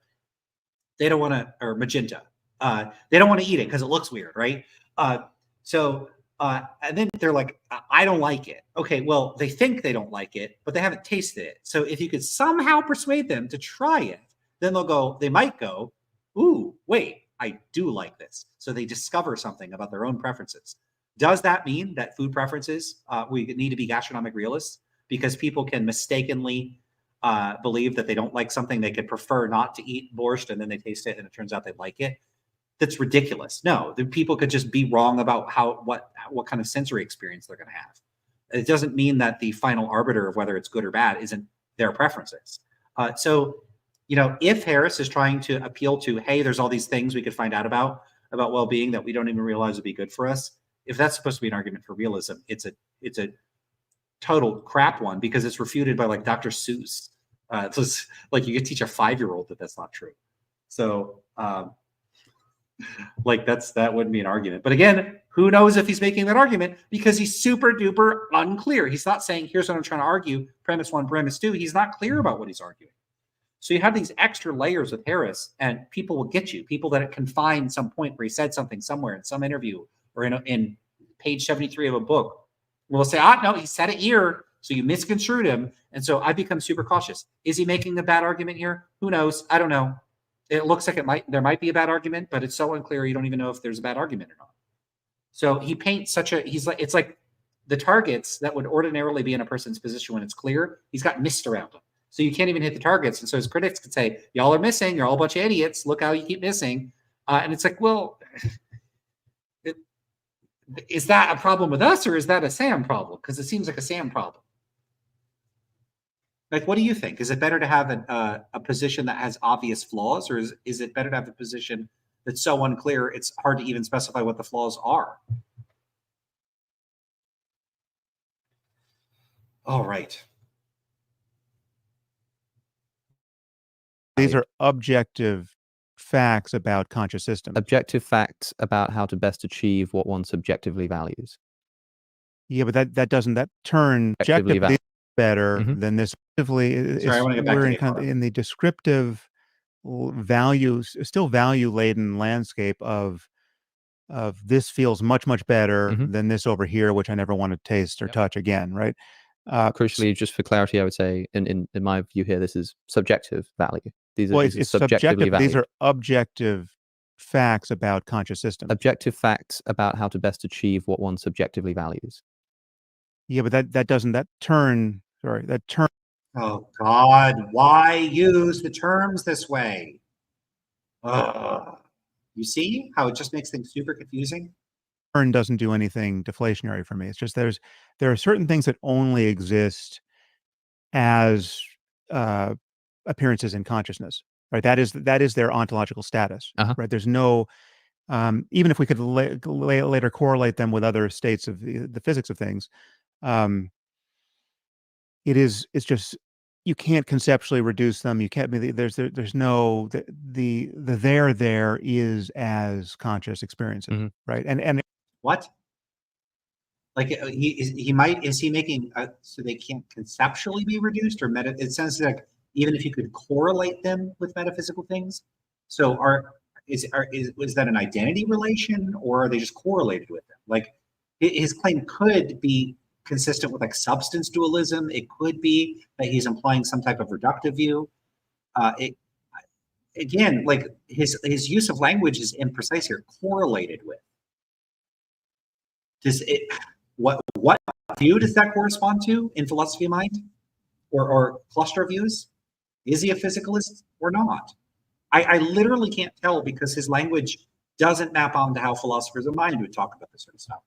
It's really frustrating to listen to because it's just so unclear what he means by things. I would say consciousness itself is one of those things. It's just that the only evidence for consciousness in this universe is as consciousness, right? It's like there's no evidence in a brain that consciousness is a thing, right? Okay. So is there what? So the evidence. Jesus Christ. Is there something? The only evidence for consciousness. I'm probably starting to get a little hangry. I will be going soon. I'm coughing. I'm hungry.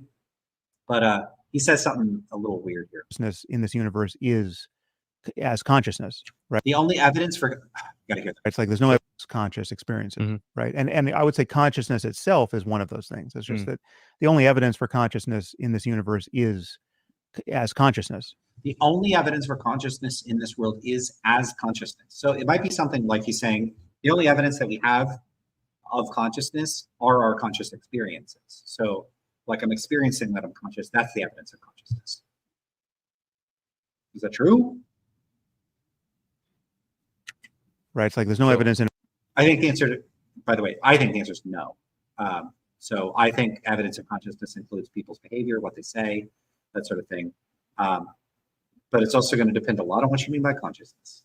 A brain that consciousness is a thing, right? Okay.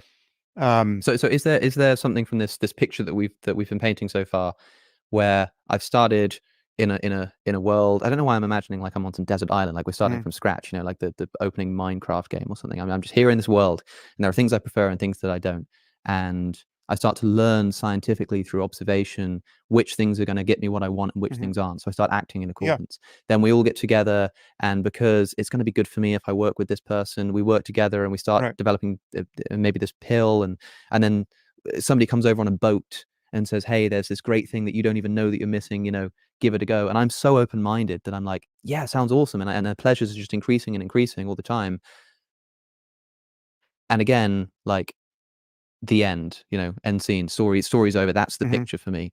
Right. What because if it is the case that there are in fact moral values in the world, like there is this thing called objective moral truth. The picture I've just painted, as far as I can see, doesn't contain it. So well, I what's think it does. wrong about that picture? Where's it gone wrong? No, the more we fill in the blank spots in that picture, the more I think we get everything we could conceivably want by any talk about right and wrong, good and evil. So I mean, just give yourself a desert island and maybe, you know, add another person. So, you know, you're Adam and Eve, right? And you're building the world anew, and then the question is again, there's just two of you, and you have a navigation problem even there, right? And you would even have a navigation problem alone, but let's make it a little more complex. So there's two of you, and now the question is, how can you live so as to maximize everything that would be rewarding, good?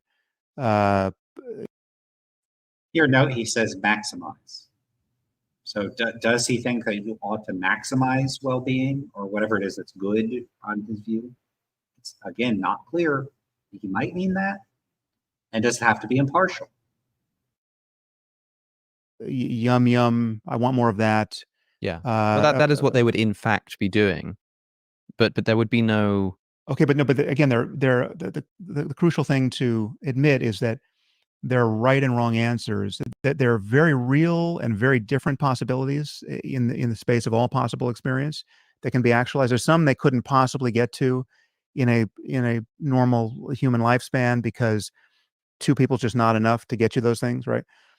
But you know that there's a range of right and more wrong answers open to them as to how to maximize what I'm calling their well-being, right? And the first answer is, you know, they could both pick up large rocks and start smashing each other in the face, right? Now that would be a bad answer to this. It's a possible answer.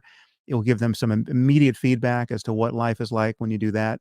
Be the wrong way to get there. Wrong way. And it just closes the door to other kinds of collaboration that we know are going to be objectively better. If better means navigating away from the worst possible misery for everyone. And if it means that, but that's what he would need to establish. Look, once again, all it sounds like he's saying is, if we mean that something that's empirically valuable, then it's empirically valuable. Well, okay, yeah, sure. Everyone agrees. Everyone agrees with that. That's not what the central question of metaethics is. It's why should we? So, hey, there are these facts about what can increase your happiness and decrease your suffering. Those are the moral facts. Okay, and now what? Well, those are the facts that are good and the facts that are bad. And what should I do? You should do that. Why? Why shouldn't I do these other sorts of things? Why shouldn't I conform to deontological rules? Why shouldn't I develop Aristotelian virtue? Why shouldn't I maximize the amount of potatoes in the world? Why should I maximize well-being specifically? Why? That's the fundamental question here. He's straight up not answering it. So the question we want is, why should we do that? And it seems like he's saying, well, but if that's what we wanted to maximize, then there would be facts about it. Of course, there's facts about how to increase well-being and decrease suffering. Yep, we all agree. Now what? Now, how do you show that's what morality is about? By stipulation? By declaring, I henceforth declare I will use moral terminology to refer to these facts. Okay, good luck with that. Doesn't get, why should I follow? Why should I care? It's towards something, or in your emotivist terms, fewer boos and more yums, the character of experience will change, and will change by virtue of whatever laws of nature underwrite the character of conscious experience, right? And That's right. Again, we can understand those laws at every level that we attempt to understand anything, from genetics on up. Right? It sounds to me like, Adam and Eve in that world, the color example comes to mind again, and maybe I'm missing something as to why this isn't a challenge, but they just are looking around the Garden of Eden, and they just discover that yellow just is really nice. They just like it. And so then they discover that there are all of these scientific ways to figure out how to get more yellow. They figure out, like, botany. They figure out that you can plant particular plants and we'll get more yellow in the world. Like, great, but this seems to me just two Homo sapiens acting in accordance with their preferences. If somebody tried to import moral terms into this botany of planting flowers because they're yellow and we prefer yellow, I'd say that's a bit strange. And then that person could go on this incredible and intricate demonstration of the surprising and incredible ways that science can inform us about how we can enjoy colors in ways that we never even imagined. Like, there's so much more to it than we even really considered. Yeah.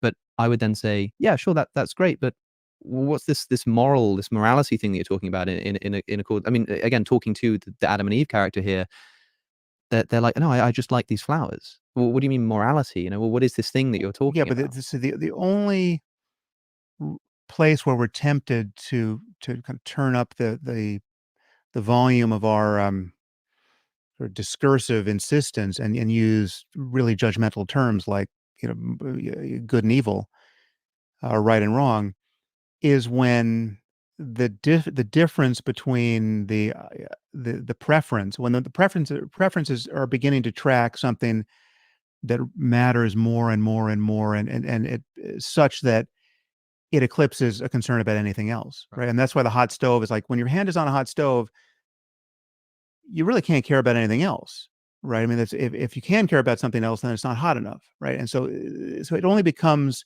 torture. It only becomes a moral evil. It only becomes something more than just a preference when it becomes unendurable, right? Or just so significant as to eclipse anything else.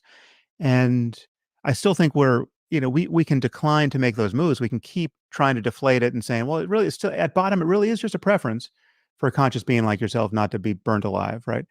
But I just don't see what we're doing there. I mean, it's one thing. Notice the language of just a preference. Why the language of just? I want to add here, which may help untangle this, is that there's another double standard here, or disparity in how we talk about shoulds in the more. Yeah, I mean, as in Yensi is pointing out in the comments, Alex is making a meta-ethical point here, and I'm not seeing Harris engage with it. So we go back. Alex is basically The Adam and saying, Eve character here, they're like, no, I just like these flowers. Alex is trying to get at, like, suppose these beings just value something other than whatever it is that Harris is specifying is like are the moral facts. Okay, why should they care about the moral facts? That seems. Well, what do you mean morality? You know, well, what is this thing that you're talking Yeah, but about? this is the only place where we're tempted to kind of turn up the volume of our sort of discursive insistence and use really judgmental terms like, you know, good and evil, right and wrong, is when the difference between the preference, when the preferences are beginning to track something that matters more and more and more, and it such that it eclipses a concern about anything else, right? And that's why the hot stove is like, when your hand is on a hot stove, you really can't care about anything else, right? I mean, that's if. How is he addressing the question? What do you think in chat? Is he addressing the question? I'm not sure he's understanding what Alex is getting at. And Alex is making points that I think most people that understand what metaethics is about, they would like grok it right away. They'd be like, oh yeah, I see what he's getting at. Alex is not doing the job of that he needs to do here, which is he's going to have to spoon feed his point to Harris. And at this point, at several places, I think Alex should have said, excuse me, it doesn't look like you're engaging with my question. Here's what I said, and here's why I said it. Here's what I'm trying to get at. Can you please address the question that I'm trying to like solicit from you? Like, here's what I want you to respond to. Please stop digressing and talking about other stuff. There's got to be a polite way to say that. That's not going to be off-putting and drive Harris away. Maybe there's not. I don't know. But Alex isn't doing that. Maybe it's good to not do that, but it's frustrating to watch.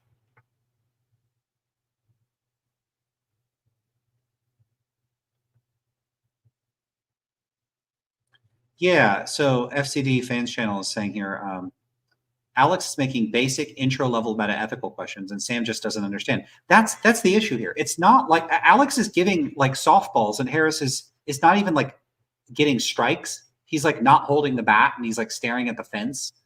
He's like, ooh, like it's like he's not understanding what he's supposed to be doing here.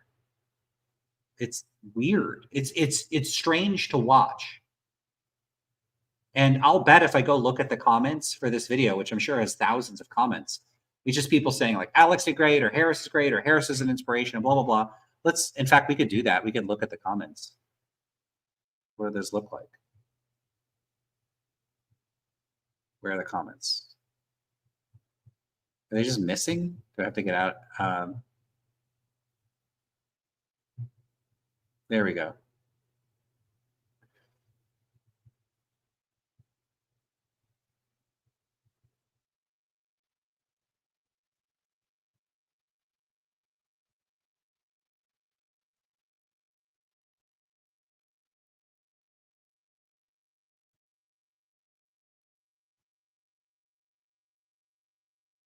Yeah, I'm not seeing much here.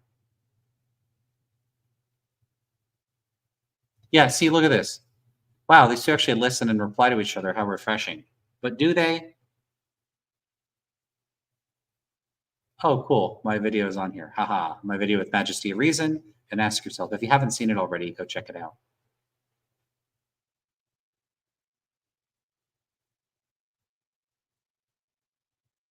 If you can care about something else, then it's not hot enough, right? And so it only becomes torture. It only becomes a moral evil. It only becomes something more than just a preference when it becomes unendurable, right? Or just so significant as to eclipse anything else. And I still think we can decline to make those moves. We can keep trying to deflate it and saying, well, it really is still at bottom. It really is just a preference. for a conscious being like yourself not to be burnt alive, right? But I just don't see what we're doing there. I mean, there's one thing I want to add here, which may help untangle this, is that there's another double standard here, or disparity in how we talk about shoulds in the moral sphere. So, like I say, I say that the worst possible misery for everyone is bad, and if we should do anything, we should avoid it, right? And everything is objectively better than the worst possible misery for everyone. Um, and you could say, well, yeah, but who's to say you should? Yeah, who's to say that it's really true that you ought to see that the worst possible misery for everyone is worse than some other state of the universe where there's lots of happy people? And like, why, like, how is that, how does should and ought apply there? So I mean, you could do the same thing This just sounds so convoluted. in logical or mathematical space. You could say that 2 plus 2 equals 4.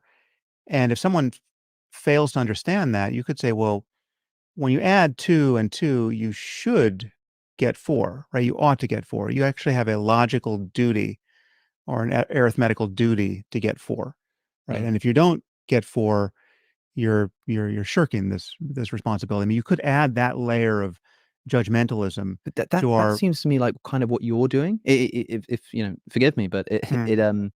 it seems like when someone says, well, Well, I'm saying it's not a problem to strip out that layer of judgmentalism right. in our talk about right and wrong, good and evil. About Well, if somebody says 1 and 1 makes 2, and you say, What? Look, I'm just being honest here. What the hell is he talking about?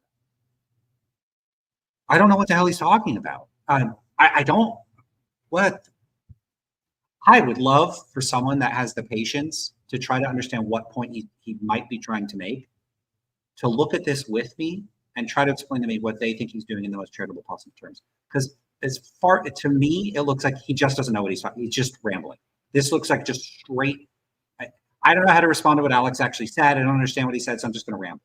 And that's what it looks like he's doing. It just looks like rambling. Again, for people that are watching this later, to leave a comment. Is Harris just bullshitting and rambling here? What the hell is he talking about? I'm being for real. What the hell is he talking about?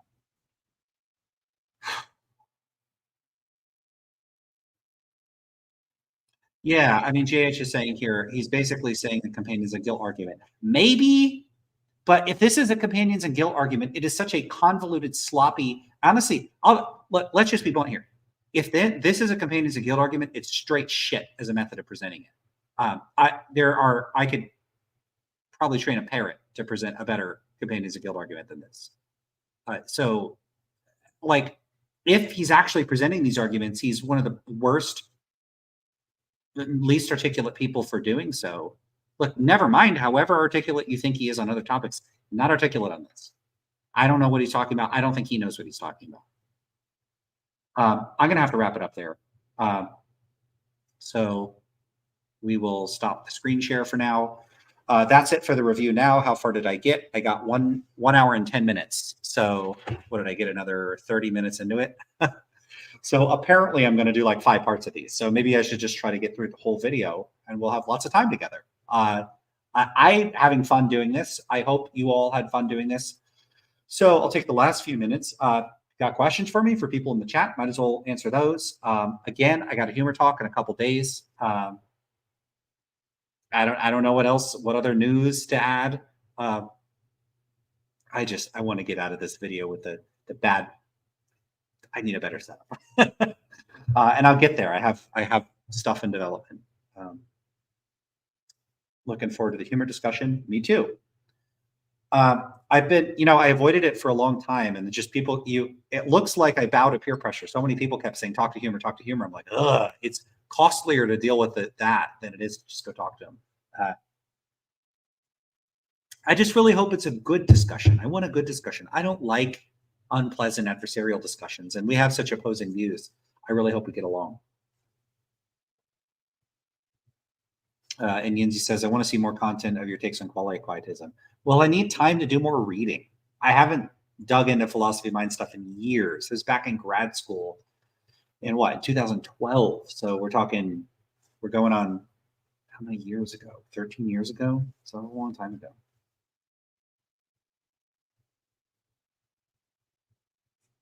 Fear says, you, Lance, have the absolute actual best meta-ethics content of any platform, hands down.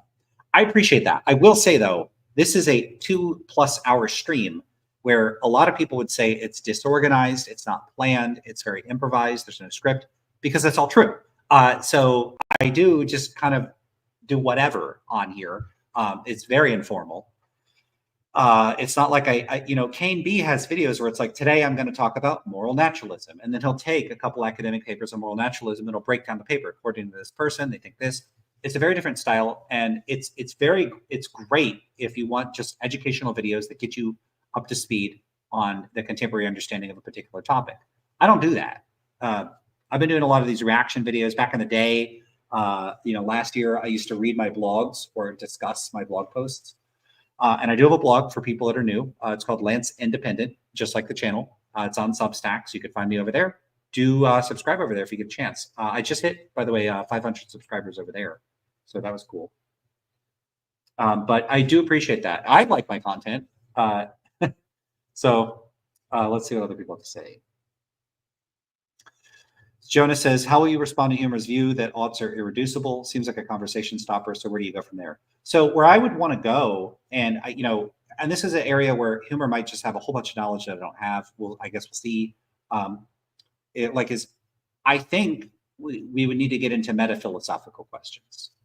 So like, how would you determine when something is irreducible or not? What sort of epistemic practices get you to that point? I'm going to have questions about that. Why should I think things are irreducible? How, from an outside view,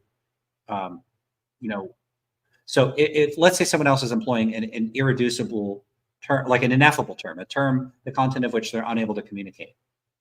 If I don't have the concept, what do I do? Do I believe they have the concept, or do I believe they're conceptually confused? How do I make that determination? That seems like an important question to ask. And I haven't heard good answers to it. Doesn't mean there aren't any, just I haven't read them. Jay says, I think with the last point, this is a reference to Sam Harris, not humor, was using mathematical rules to establish that we have, quote, oughts, basically that we take these rules for granted. That's my understanding of it. Yeah, but if that's what he's trying to say, why doesn't he just say that? Papaya Thief says, Lance, you said you really hope you get along with humor. Doesn't that imply you're a realist about hope? No. So this point about that we take the rules for granted, yeah, like he makes points like that in his book, where he's like, yeah, science and all these other things, they depend on value. Everything depends on value. But that doesn't mean that they depend on stance independent value. So I don't know how that's going to get him a realist. So Tony says, I remember you were taking questions for an AMA a while ago. Is that still happening? Yes, I mentioned that earlier in the video. I got slammed with stuff right after that. I had to go on a trip. I got sick. I actually got sick again, and then I got a headache. I get migraines every once in a while. In fact, I had a migraine a little while ago. I've been sick, tired, traveling, working, all the things. Right. So I post the AMA, and then I just get blasted with all that stuff. So if people, maybe I should have told people in advance, hey, there's a good chance I'm just going to be caught up with work, but I didn't think I'd be that far behind. There were so many things to get caught up on that it creates this backlog, right? So, hey, I'm going to do a thing. Then all these other things come up. Then I can't do any of the things. And then I have to do 5 or 6 weeks worth of things in 2 or 3 weeks. I can't. And so then new things build up. And so then it's just like trying to play catch up. And so that just made it impossible for me to do the AMA like really quickly. Like, I'm sorry, it's not a priority. Like I have other stuff going on. I'm not a full-time, like this is a tiny channel. So if real life, like, look, I did do a Meta Monday this week. I'm getting to it on Friday. If life gets in the way, I'm going with life over doing the stream. I'm assuming most of you would totally understand and agree with me that I should do that you'd rather me not, like I shouldn't be streaming at my personal expense. So I'm streaming now because I can. What I did is I scrambled to do a bunch of work when I got home so that I could justify getting on here. So it's kind of a trade-off, like, work hard, play hard kind of thing. But yeah, the AMA will still happen. I'll get to it eventually. Evolutionary Humanist says, have you read The Moral Universe by Schaefer Landau? No, I haven't.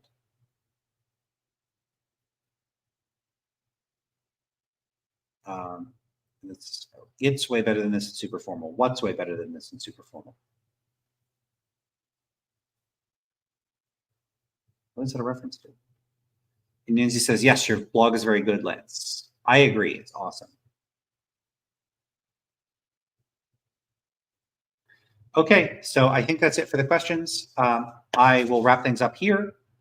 Good night, everybody. I'm going to sleep pretty soon. Actually, now I got to eat. Now it's 10:30 and it's dinner. So it's a weird time to make some food. And I got a little more work to do. So there's a ton of it. I'm going to be doing it the whole weekend. And I pop on there, talk to Humor, get back to work. All right, so if you haven't already, check the links. I have a link to the original video I'm reviewing here. I have a link to the previous review video, so you could see the reaction I had along with Majesty of Reason and Ask Yourself to the first like 39 minutes, I think it was, of the video leading up to the point where I picked up today. I will continue doing this video. So far, it's fun. If at some point in the middle of the video, it's like 10 or 20 minutes of them talking and it's just the most boring thing in the world or I can't handle it, then I might quit at that point. But it hasn't happened yet. I'm having fun with what I'm doing here. So I'm going to keep reviewing this. Okay, so, right. So there's the link to this video, the one I'm reviewing. There's a link to my previous review. And then there's my link tree. And it's got a set of links. And that'll take you, actually, it'll loop you back to the YouTube channel, which you're already on, obviously. But it'll also take you to like my academic page. It'll take you to, what else? Like various means of supporting me and the channel if you want to do that. And it'll take you to my blog where I do some writing over there. I had a little gap in there. This was right in that period where I was saying I was sick and work and travel, where I wasn't blogging, but I'm back on there blogging. I just put out a good article a few days ago. Then I did this one. I do these things. This one was a Twitter roundup. I go on Twitter and I look for comments about metaethics mostly. There's a few other topics there. And comment on them because you just see a lot of stuff on there. A lot of it is really recurring things. I try to cover like myths and misrepresentations, but sometimes it's positive or interesting comments too.